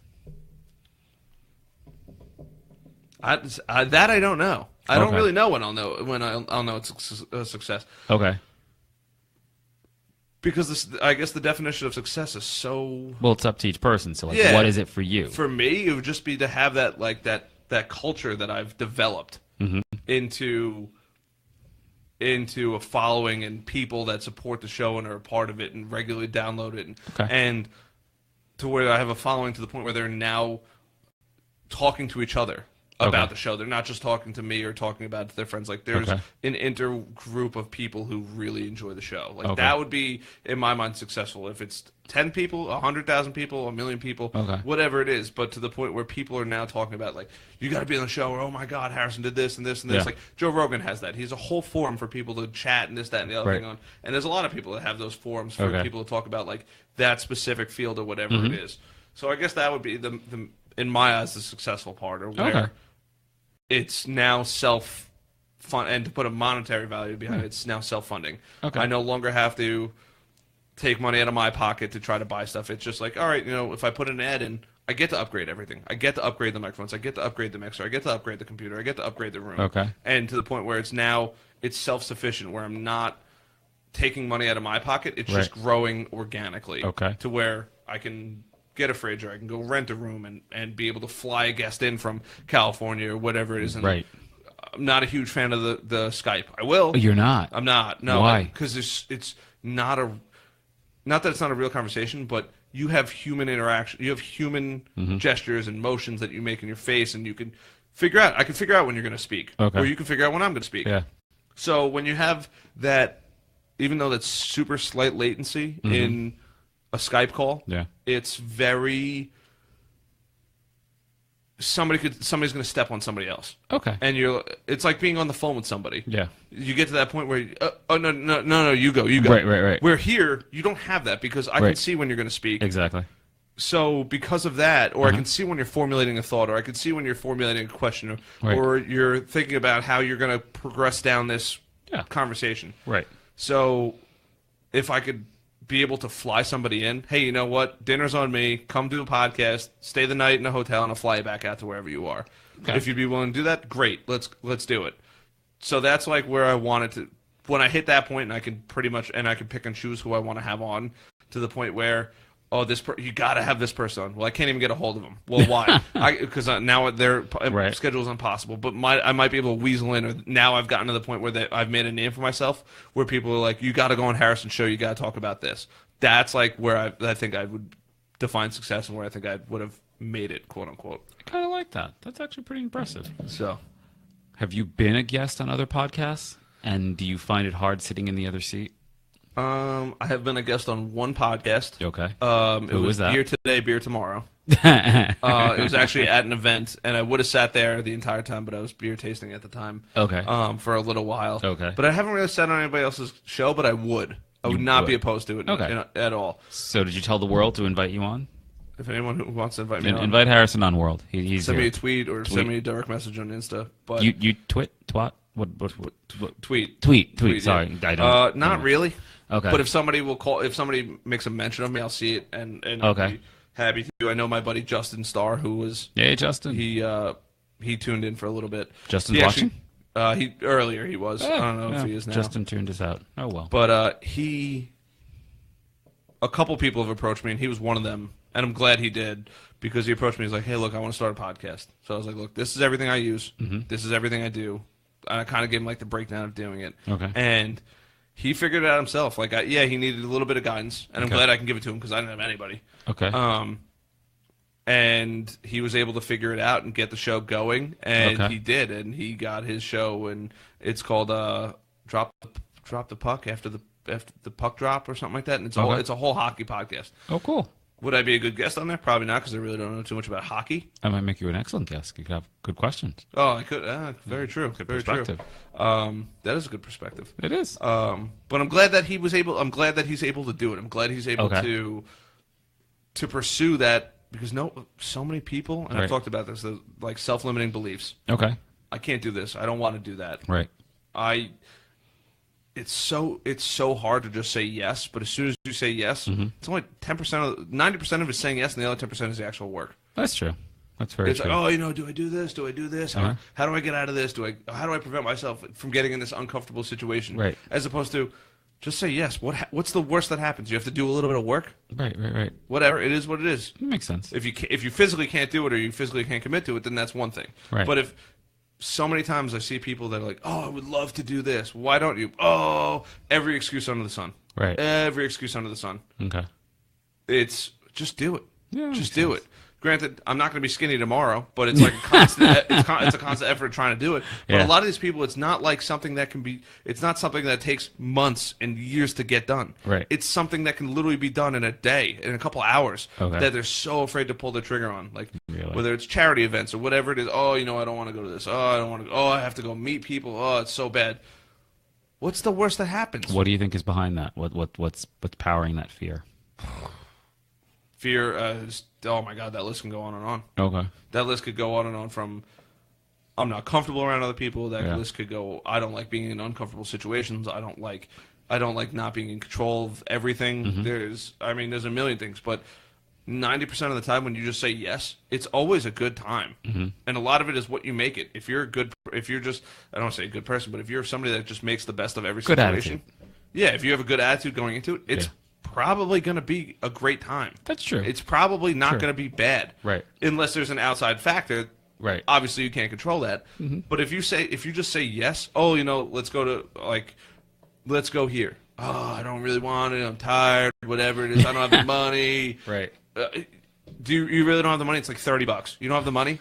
Yeah, if you don't have the money, don't by any means. But like you're just saying you don't want to go, and and this has happened to me before, where it's like, oh, I don't really want to go, and sure shit, I have a fucking great time. I'm like, I'm so glad I said yes, and I've tried to get on the bandwagon of just say yes. Okay, wow. Somebody wants to go out, yes. Let's do this, yes. Let's do this, yes. Obviously, you draw the line somewhere, but a lot of it is now, and that's part of where I don't have time. I'd much rather be going out with friends and enjoying a good time than being like, oh, let's stay home. That TV show is going to be there tomorrow. Yeah. You can't go out and relive that ridiculous story that happened that night. It'll never happen. True. So obviously you have to draw your limits, and you're not staying out till 4 o'clock in the morning. Well, it depends on how good a time you're trying to have. But there's so many times, I had a controlling ex-girlfriend. Way back in the day. She watching? Way back in the day. Probably not. Oh. What's her name? Come on. I can no, not giving names. Initials. Come on, initials. No, this is initials. On Facebook. And you know who you are. And I couldn't go to this party. And if you don't, someone watching does. And they're going to tell. And I couldn't go to this party way back in the day. Couldn't go because she wouldn't allow you? Yes. Oh, so you were whipped. Yes. Yes. And people still talk about that party to this day. And that was like 8-10 years ago. And I wasn't, it's not even like I was doing something. It was Talk about the party because you missed it, or talk about the party because they make fun of you that you weren't allowed to go? You were like on punishment. Talk about the party because I missed it. It was like the party of parties to go to in that time period back in like high school. Oh. But it was like, you missed this party, all this shit happened, it was crazy, this, that, and the other thing. And why didn't she want to go? Why didn't I want to go? Or why didn't you? You wanted to go. She wouldn't let you go. Why couldn't she? She's like, oh, girls are going to hit on you, this, that, and the other thing. You can't control what other people do. Just bullshit. She couldn't go with you? She wasn't in the state. Oh. Yeah, wasn't in the state. So why'd you even tell her? Because I was going out all night. And, like, when I used to go out, it used to be ridiculous. Still is. How would she know? Photos, videos. She had friends at the party. Oh. Yeah. Gotcha. There was no doubt I would have gotten caught. There was a network. Okay. Yeah. Gotcha. But it was just... that's too bad. So you missed the party. Yep. How long after the party did you get rid of her? A couple months. 2 months. Oh, maybe. Man. If you had sped that up, you'd be at a party. See? What are you going to do? So... Look at that. But it was just... Where is she now? I have no idea. You must know. Come on. No, I really don't. I haven't spoken to her in you don't see her at the A&P or anything? No. Like there's what the fuck's A&P? Oh, it's a supermarket. Sorry. Wallbaum's? No, I don't know. Well, that's not around anymore either. Stop and Shop? Do you see her in Stop and Shop? Do you know where? No. Home Depot? Costco? I haven't talk to her in years. Sam's Club? But you're friends on Facebook? Nope. No? Nope. Did she request you? Yes. You said no. No, I don't even think we're... No, not... I don't think... You didn't look her up? You didn't know? No spying? Wow. Yeah. Look at that. I'm pretty private, believe it or not, on Facebook. I think. Are you really? Yeah, I don't. I've granted I have a lot of friends on Facebook, but I don't allow outsiders to see. And I have more of a following on Facebook than I do anywhere else, though. How are you going to be an internet sensation if you keep everything so private? Oh, Instagram's open, but Facebook is like my domain too. I've been thinking about this, getting rid of all my professional contacts on Facebook. Ooh, wow. Yep. Why? Fuck them. Okay. Nothing bad against them. Nothing against them. Right. Add me on LinkedIn. We'll hang out on LinkedIn, man. But Facebook is my domain to just do whatever the fuck I want. I don't want to have to be like, I have to be censored. Oh my, I don't want to piss somebody off. Okay. Oh my god, whatever it is. Right. If I piss somebody off, let's go. I want to have an argument. Let's have some fun. I don't want somebody to be like, oh, you're a motherfucker. You don't like this. Whatever it is. Mm-hmm. Oh, you don't share the same beliefs as me. Whatever the fuck the belief is. Yeah. But. Because people will bitch over spilled milk at any hour of the day now, but they really do. I don't care. Like if I want to post it, let's go, bring it on. And if you prove me wrong, I'll give you credit. Right. I encourage you to prove me wrong because that means I'm learning something. Right. So by all means, but okay. And then people, you can't post this. It's too political. No, fuck you. Whatever. And it doesn't even have to be politics. It could be literally just your beliefs on school and budgets and whatever it is. And, right. Whatever. When's the last time you had a good internet battle? A couple weeks ago. About 3 weeks ago. What'd you put? We had a conversation about actually that kid Jesse that was on there. Okay. It was about somebody on. They said, stop drinking tap water. There's fluoride and chlorine in it. No. Only drink bottles or purified water. Okay. And you said? Oh. We went off. Okay. Off, and I was like, first of all, there was a law passed a couple of years ago that said you can't put fluoride in the water. Is there probably still fluoride in the water? Yes. Is it drastically less? Yes. Is it a neurotoxin? Yes. Are you ever going to get rid of it? No.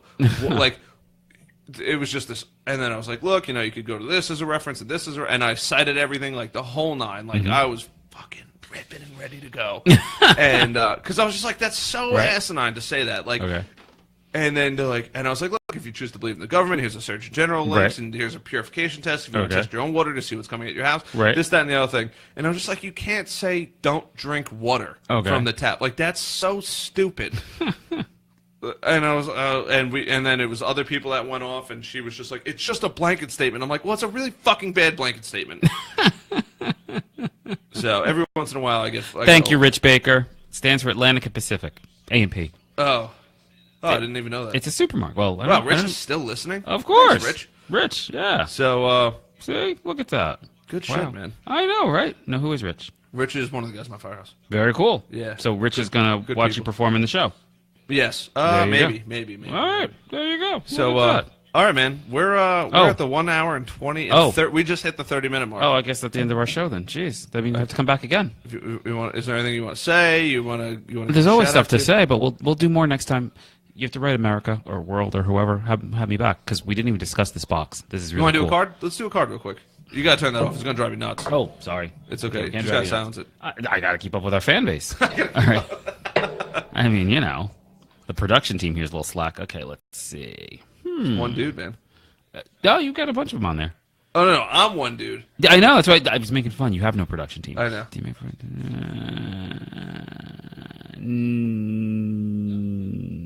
No. Okay. Well. All right. We got two. Ready? Oh, here. Just silence it. All right. There you go.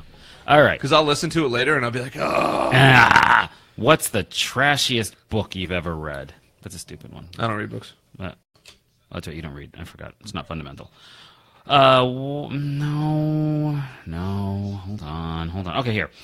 Would it be worse for someone you despised to be your boss or your assistant? Oh. Okay. Now I got the good one. All right. Would it be probably my boss? Why?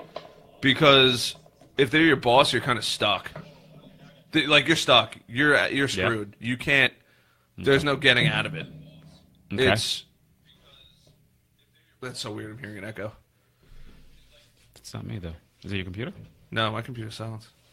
But I feel like if it was my boss, you're stuck. Especially if it's like a good paying job, right? Where you're not going to find another one anytime soon.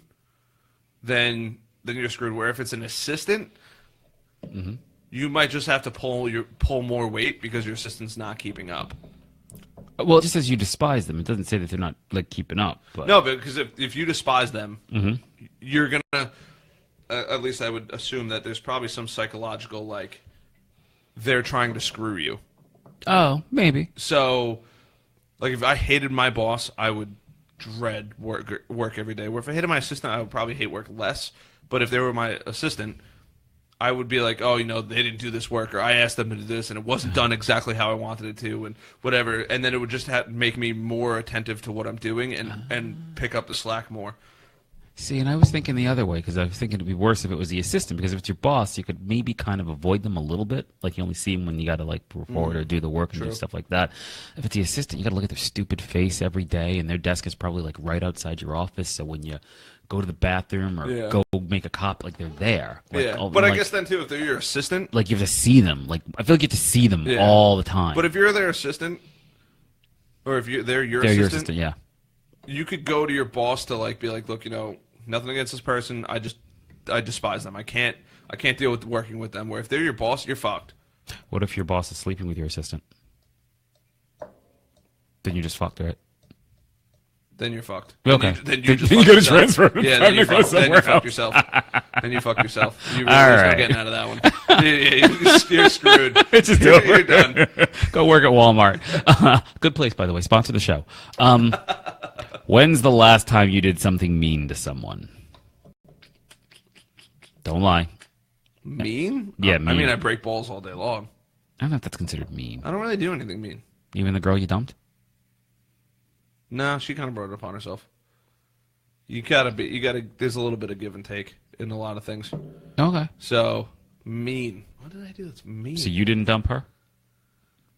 Oh, I did. Okay. But I mean, is it mean? Yes. But there's, I guess. Okay, Mr. Alternative Facts. But at the same time, though, it's like you have to understand why it happened. Like if there was no, go to the party. Yeah, if there's no reason as to why and you did it, then you're mean. But if there's valid reasoning as to why you did it, and that person happened to see it later on, then yes, you're not mean. But doesn't she think that she has her own valid reasons for all the weird stuff she did? Probably. Oh, okay. Not saying they were bad. So she wasn't mean. She was just controlling. Oh, it happens. Look at that. But wow, you fascinating. What about you? The last mean thing I did? Yeah. I can't really tell you that because I work with the person, so we'll leave that alone. Ooh, I shouldn't have said that. So, actually, I did one mean thing, I guess. All right, what was your mean thing? Put a time frame on it. We won't put a time frame. What was the mean thing? So, this dude, I was working in a restaurant, and You spit in the food. Nope. Oh. This dude was a dick. I mean, the ultimate dick. I've had people rip me apart for stuff coming out wrong, this, that, and the other thing. Whatever it is, but he was such an asshole. Okay. On top of that, I don't care if you're an asshole, but at least leave like a semi-decent tip. He just didn't like anything. Okay. And he was just a dick. Treated me like shit, didn't like anything, just an absolute fucking douchebag. Should have given us some complimentary lemonade. And the person left their credit card. Oh. And normally in a restaurant you will just return the credit card to the manager. Yeah. I did not. You gave yourself a tip. No, I didn't give myself a tip. His bill was like around $100. Okay. After the dinner and the discounts because the manager came over and comped most of the meal. It was about $10. Wow. It was less than that. Or no, it was $20 and he left me like $4 or $3. Okay. So $3 on 100. You're supposed to make like 20, and I made 3.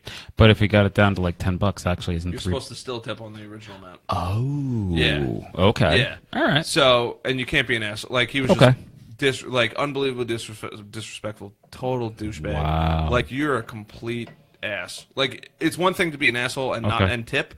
It's another thing to be a nice person and not tip, and you're just easy. Hey, I didn't really like anything. Okay. Whatever, I want to pay, and you get screwed on tip. Whatever. Okay. But if you can't do both, you just can't. Gotcha. So I took that person's credit card and went down a very busy street and threw it out my window, hoping that somebody would rack up a very fat bill. Oh, that's funny. So that was the mean. That actually was pretty mean. That was good.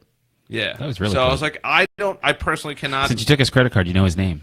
Let's tell America. I can't. No, I actually don't even remember his name. Oh, actually, you can't because you threw his card.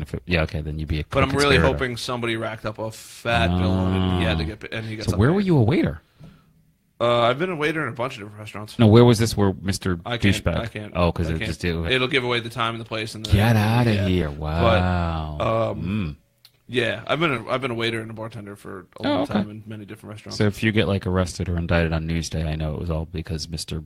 Restaurant probably found you. Yeah, and then I admitted to it on Then the I feel bad. That would be the meanest thing I did then. What? Rat me out? Yeah, basically. That's fucked up. Yeah, you wouldn't want to do that. Well, I wouldn't rat you out, but I'm just saying the fact that I made you like tell the story now, that like, that would have been like mean. I could have just left it alone, but that would be funny. This has been fun. I like this. We have to come back and do it again. You do. When do we do a reunion? Like, when's a reunion, Joe?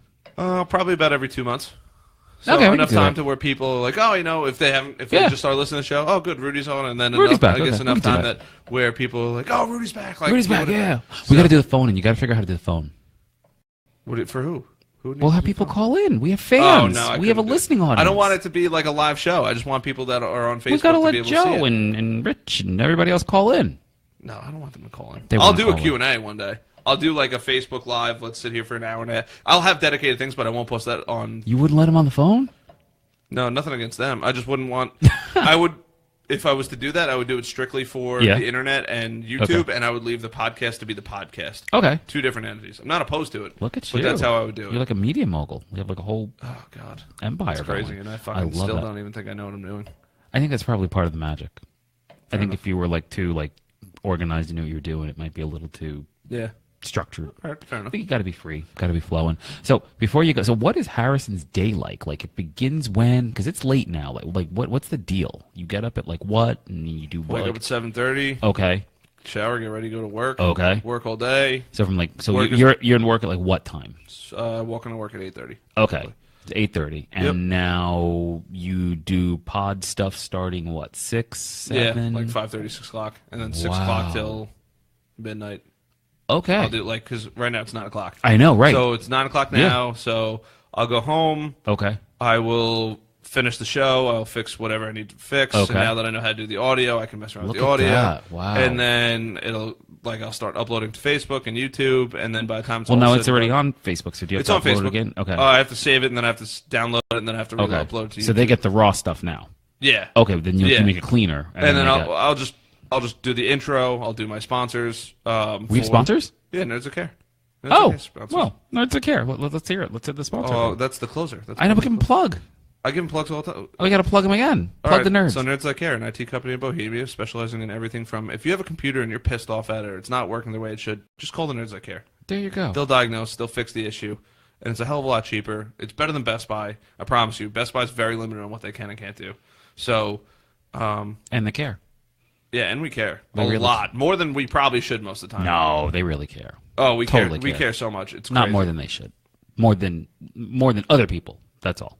Yeah. Yeah. Yeah, more than we should is probably bad. That is bad. It's not a good marketing thing. No. But because it says that you really don't want to care. No, we care. We care way too, not way too much, but we care so much that it's very frustrating when other people don't see it the way. There you go. See, that's a good cleanup. A much better cleanup. So, see, there you go. I guess that's the plug for the Nerds That Care at the end of it. Absolutely. I like that. That actually was really good. See, listen, I know things. I don't know much. I know my kids' birthdays, but I know that was really good. I don't know my kids' birthday. I'm just saying. That was good. That was a very good plug. Yeah. So any computer issues, call the Nerds. Call the Nerds. Contact me. What's the nerd number? 631-648-0026. It's not something like 631's on that nerd. There's like that doesn't no letters. It's spelled. Oh, come on. Well, they're running out of those numbers. I know. That's why you got to get one. I would talk to Mr. Nerd. James Nerd. James cares. James CEO president. Okay, James Big Kahuna. Get a number name thing to go with nerds. Seriously, like, is there an 800 number? Got to call toll free? I don't think we have an 800 number. How do the nerds not have an 800 number? I think 800 numbers are overrated. I actually think that 800 numbers are like... I don't want to use my minutes to call. You should get an 800 number. Everybody has unlimited minutes now. You work for a college. You can call on their phone number. Yeah, I call everywhere on that number. That's different. I use my long-distance calls. But, like, what if I'm a regular person, like, sitting in a house or something? I don't want to use my number. Although people don't have landlines anymore either, too. Nobody has a landline anymore. Not anymore. No. Well, your grandma might. Yeah. Yeah. Grammy. And mom and dad probably. Grammy. My parent. I think it's so weird that I still think it's weird that my parents have a landline. It's part of the generation. How come Grammy doesn't? We gotta get Grammy listening. Like, what's the point of having? Just call my cell phone. It's the best way to get in contact with me. If you need to call somebody else, you call them. Why do you need to ring the building that they reside in? It's not even like this. Like, everybody knows this fucking cell phone is glued to everybody's pocket or wallet or bag or whatever it is. It's on them every hour of the fucking day. Yeah, but Grammy doesn't know how to use that. No, it's great for grandmas. It is great for grandmas. And then they get the little sweet, like, cute little cell phones with my the one parents number. both have cell phones. What the fuck is the point of having the house phone number? Like, it makes me angry. I'm like, who's calling the house? Who the fuck needs to just gotta have get it in the house? In the emergency? What if the cell phone goes down? That's old people logic. Things just go down. What emergency could possibly happen? I don't know. You know how old people are? They store stuff. Like, they have those meat freezers full of, like, enough food. Even still, why would you want to call the house? I'm one of 7 people that live in a house. I have 5 brothers and sisters. Every single one of them have their own cell phone number. Wow. So you have a lot better success calling 7 different people as opposed to one house that most people aren't even at a chunk of the day. Makes a lot of sense. Now, do mom and dad text? Yes. They do? Yes. That's progressive. They're not very great at it, but they do text. They do. Like, group they text try. or, like, one at a time? They'll do both. Okay, so wow. Yeah, okay, they'll your do parents both. are with it. See, so it's weird, like, when my mom tries to text, like, she's like 20. Yeah. Very strange. Oh, like emoticons and everything, or emojis? Emoji. Sorry, that's how old I am. Okay. It is like it's your like mom weird. can emoji. Does she do the pile of shit one? No. Oh, okay. The pile of shit. So my fucking somebody said it's a pile of chocolate ice cream. I'm sorry, that's a pile of shit. I don't care what they say. You can call it ice cream. It looks like a pile of shit. Look at that thing again. It's a pile of shit. I don't care. It looks like a pile of shit. A pile of shit. It looks like a pile. You gotta tell me it looks like a pile of shit. That's not ice cream. It's weird when my mom. It's not in a cone. It's not ice cream. That's funny that your mom does emojis. I love that. Like my dad doesn't. He's still got his old flip phone, but he does text. But like, I'm like, why? This is weird. Like, you're my mom. You're trying to talk like you're like 20 years old. Like, Because the phone makes her feel hip. Oh, cool. It's so strange. I love it. It's so strange. Oh my God. It freaks me out, man. It freaks me out. I'm just like, what? I'm like, this is so weird. And then I'm like trying to text her back, and I'm like, this is weird texting my mom back. Because it's like she just sent like all these emojis, and I'm like, I don't do that. At all. Like you could at least do an emoji for your mom. I will. I will, but I feel okay. strange sending it. I'm just like, oh, you know, like, thanks, Mom, love you, whatever. LOL. Yeah, LOL, like, whatever. Like, it's weird when she writes LOL. I'm like, that's not who I saw you as. Like, even when my little brother calls me Harry, I'm like, what the what'd you call me? Like, my friends call me Harry. You're my little brother. You call me Harrison. My family has to call me Harrison. It's weird when you call me Harry. Why does your family have to call you Harrison? Because that's my fucking name. But Harry's better. It is, for my friends. But, like... Well, wouldn't your family be closer, sort of, than your friends? They are, but that's why they should address me as my appropriate title. At least I feel... He's like, use my government. Use my government. Use my government. I don't even know. I don't even know. It's like, he'll say, like, oh, what's up, Harry? And I'm like... What? This is... It's so weird. Especially because my whole life he's called me Harrison until like recently, and it's like okay, so he wants to cross over. No, yeah, like oh, what's up, Rue? Right. Hey, how are you, Rue? Yeah, you can call me that now because we're close. But like, it's weird. But like, we're friends. I don't go to your house every night. No, but we now reached the point as a result of this interview. You could call me Rue, which some people do. So really, they do. Oh, all right. Yeah, I like Rudy though. I like Rudy. Rudy's well, the full name is actually Rudell, but people who I'm friendly with call me Rudy. But the people who really know me call me Rue. So there you go. So look at that. See? So I don't tell anyone to call me that, but they do when they feel like there's a bomb there. I like Rudell though. I'm surprised you didn't go with that. You know what it is? It's my dad's name, which is cool. It's so formal that like it's like, you know, Rudell. I'm like, oh my god. Well, that's the same thing with Harrison. It's really, I'm not that formal. Yeah. So like if I'm like business corporate-y, then yeah, I go with that. But usually, and people are like, oh, you're a Harrison, and I'm like, right? Yeah, I like drinking a lot of fucking beer and getting wild. What else? And they're like, what? I'm like, yeah, I'm smart. Doesn't mean I need to be professional at every hour of the day. Well, your name sounds like almost country club like. Kind really? of. Yeah. Right. Harrison Barron the Third. Yeah. I love sharing drunk stories. Like, let's go. And people are like, Harrison. They're like, I'm like, what's the fun of being all professional? We can have a little party, you know, whatever. Drug story. Yeah. I can't drunk, even. not drunk. Oh, I thought you said drug stories. I'm like, geez. All right, Amy Winehouse. I'm like, all right, Amy Winehouse. R.I.P. Amy Winehouse. She made some bomb music. She did, I know. That was a sad one. It was a sad one. Not surprising, though. Oh, I feel like a lot of musicians are sad, though. Like, a lot of them are like, they kind of hit home a little bit, because you're like, music is very influential in your life. It is. And pain makes them great. But even the great comedians, I mean, they're all fucked up, so yeah, that's the way it goes. It's a beautiful thing. All right, Harrison's kicking me off. I mean, I could go all day, but I don't, yeah, I probably would. People already think an hour and a half is like, you're going on for an hour and a half, that's so long. Yeah, that's true. Really. We can't have your other guests feeling bad, so okay, because, you know, they'll get like 20 minutes, so there we go. I don't feel bad. I said your guests might feel bad if they were only like 20 minutes. If they love the show, they will support me, no matter what. Yeah, but I'd feel bad if like I only got 30 minutes, and now that I knew that I had like an hour and a half, I would be like, I gotta have equal time. True. Some of them don't edit my show. Don't cut me down. Don't. I won't. Unless you make it a two-parter, then we have like a cliffhanger moment. That's good. We could do that. I mean, I could pause it and we could fire it right back up. That depends. That's on how late you want to stay. No, I was saying you could take what we did and just chop it up, and we could do a two-parter. No, well, you could. I think it'd be fun. It'd be kind of cool. Up. No, we have to come back. We have to build the audience. We have to like make them want more. So all right, fair enough. So there you go. Right in that you want Rudy. So how do people find you, follow you, support you, help you, support your cause, all that good jazz? Oh my God, that's a lot of things. Okay, you can find me on Facebook, Rudy Breedy. I don't tweet. What is it? Tweet. I think tweet. Tweet. No Twitter. There is LinkedIn. What are the other ones? I don't know, Instagram. I don't know. Just Facebook and LinkedIn. You can find me there. Nassau Community College Foundation, 516-572-0670, or www.ncc.edu. And as for fun, just keep supporting my boy Harry here in the show. Appreciate that. I appreciate that. And make sure he invites me back in like 2 months so we can update on whatever boring thing is going on in my life. And if you want to sponsor a scholarship, you can. You just got to reach out to Rudy. Yes, you do. So if you're looking to give a charitable money, you can name it after Harrison or Harry. I do want to get that. I would love to sponsor. We could do that. We could do that. The Nerds That Care should do it. I will see if I can. Nerds That Care about kids, don't they? They do. They just did a Make-A-Wish. There you go. Did you really? What was the wish? The child wanted the best gaming computer, and that's exactly what he got. He got literally the best computer. Yeah, that computer cost a fortune, and not that it's related to money at all, but he didn't smile the whole time he was there. Yeah. When the computer was built, he had a smile from ear to ear. And seeing everybody there to support him and help him and make his wish come true. No, I mean that's good, but he could have had a better wish. Did you see the kid that time who wanted to be Batman and they turned him into with the whole Batmobile and everything in the city? Really? Yeah, in San Francisco or something. Yeah, that was really cool. Seriously, they got the real Batmobile that came, and then they got the costume, and the streets were lined of people cheering for him. And I'm just saying, if you're gonna go for a wish and you're gonna die, I'd get a really good one. Well, he's not gonna die.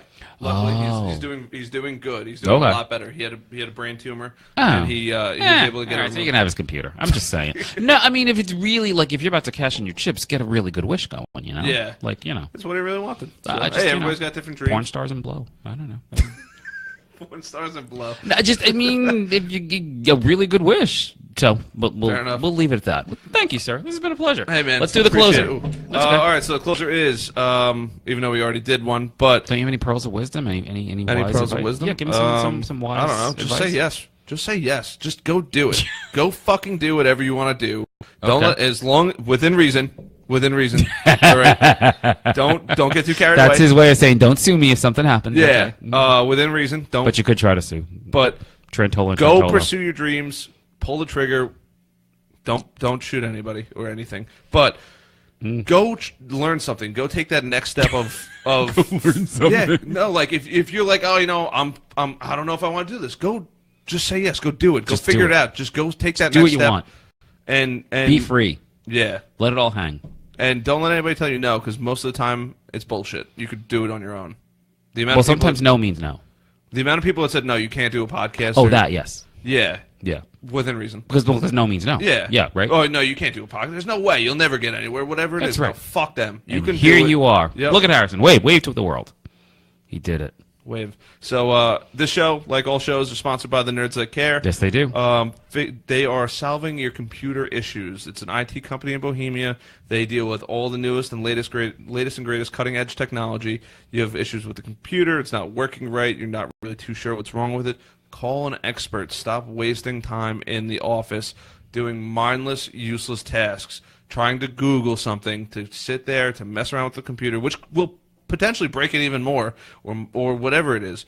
Call an expert. Your car breaks down. Unless you know exactly what it is and you know how to fix it, you bring it to the mechanic. Yes, you do. Same thing with a computer, and especially if you use it for work. You need a managed service provider. You need somebody that you can call at all hours of the day to fix those issues. It's not printing. It's not going to those pages. Or if you're worried about the infrastructure of your system or backups, the list goes on and on. But if you have a small business, you should be working with a small service provider or a family-friendly, a small environment, or the friendly staff that really do go above and beyond. And I truly mean this when I say this. The Nerds That Care really do care, and I'm one of them. I stand behind that statement tenfold. Look at that. So phone number? 631-648-0026. Website? Visit us, nerdsthatcare.com. Look at that. Instagram? We don't Instagram. I don't know if we have an. I think we have an Instagram. Twitter. Nerds That Care. Oh. I don't know. We don't know Twitter. Not that LinkedIn. There's a LinkedIn page. Snapchat. No Snap. Okay. So there you go. You can find us. So yeah, appreciate the shit out of you guys. Thanks for tuning in. Another show next week. What?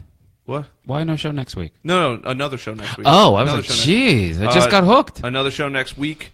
I think I'm only doing one next week. Next week is a pretty busy week for me. Ooh. Yeah, who do we have lined up? What guest? Give a teaser. Come on. I don't like to give teasers because God forbid something happens. Oh. But he's a good friend of mine. I'm sure that we're gonna have a great discussion. If he's a really good friend, he'll be here. He will be. He will be. I showed up. So there you did. I just said. All right, everybody. Appreciate the shit out of you guys. Drop the mic. I'll see you. I'll see y'all's later. Bye. Bye. That was fun. That was great. I gotta figure out how to stop this.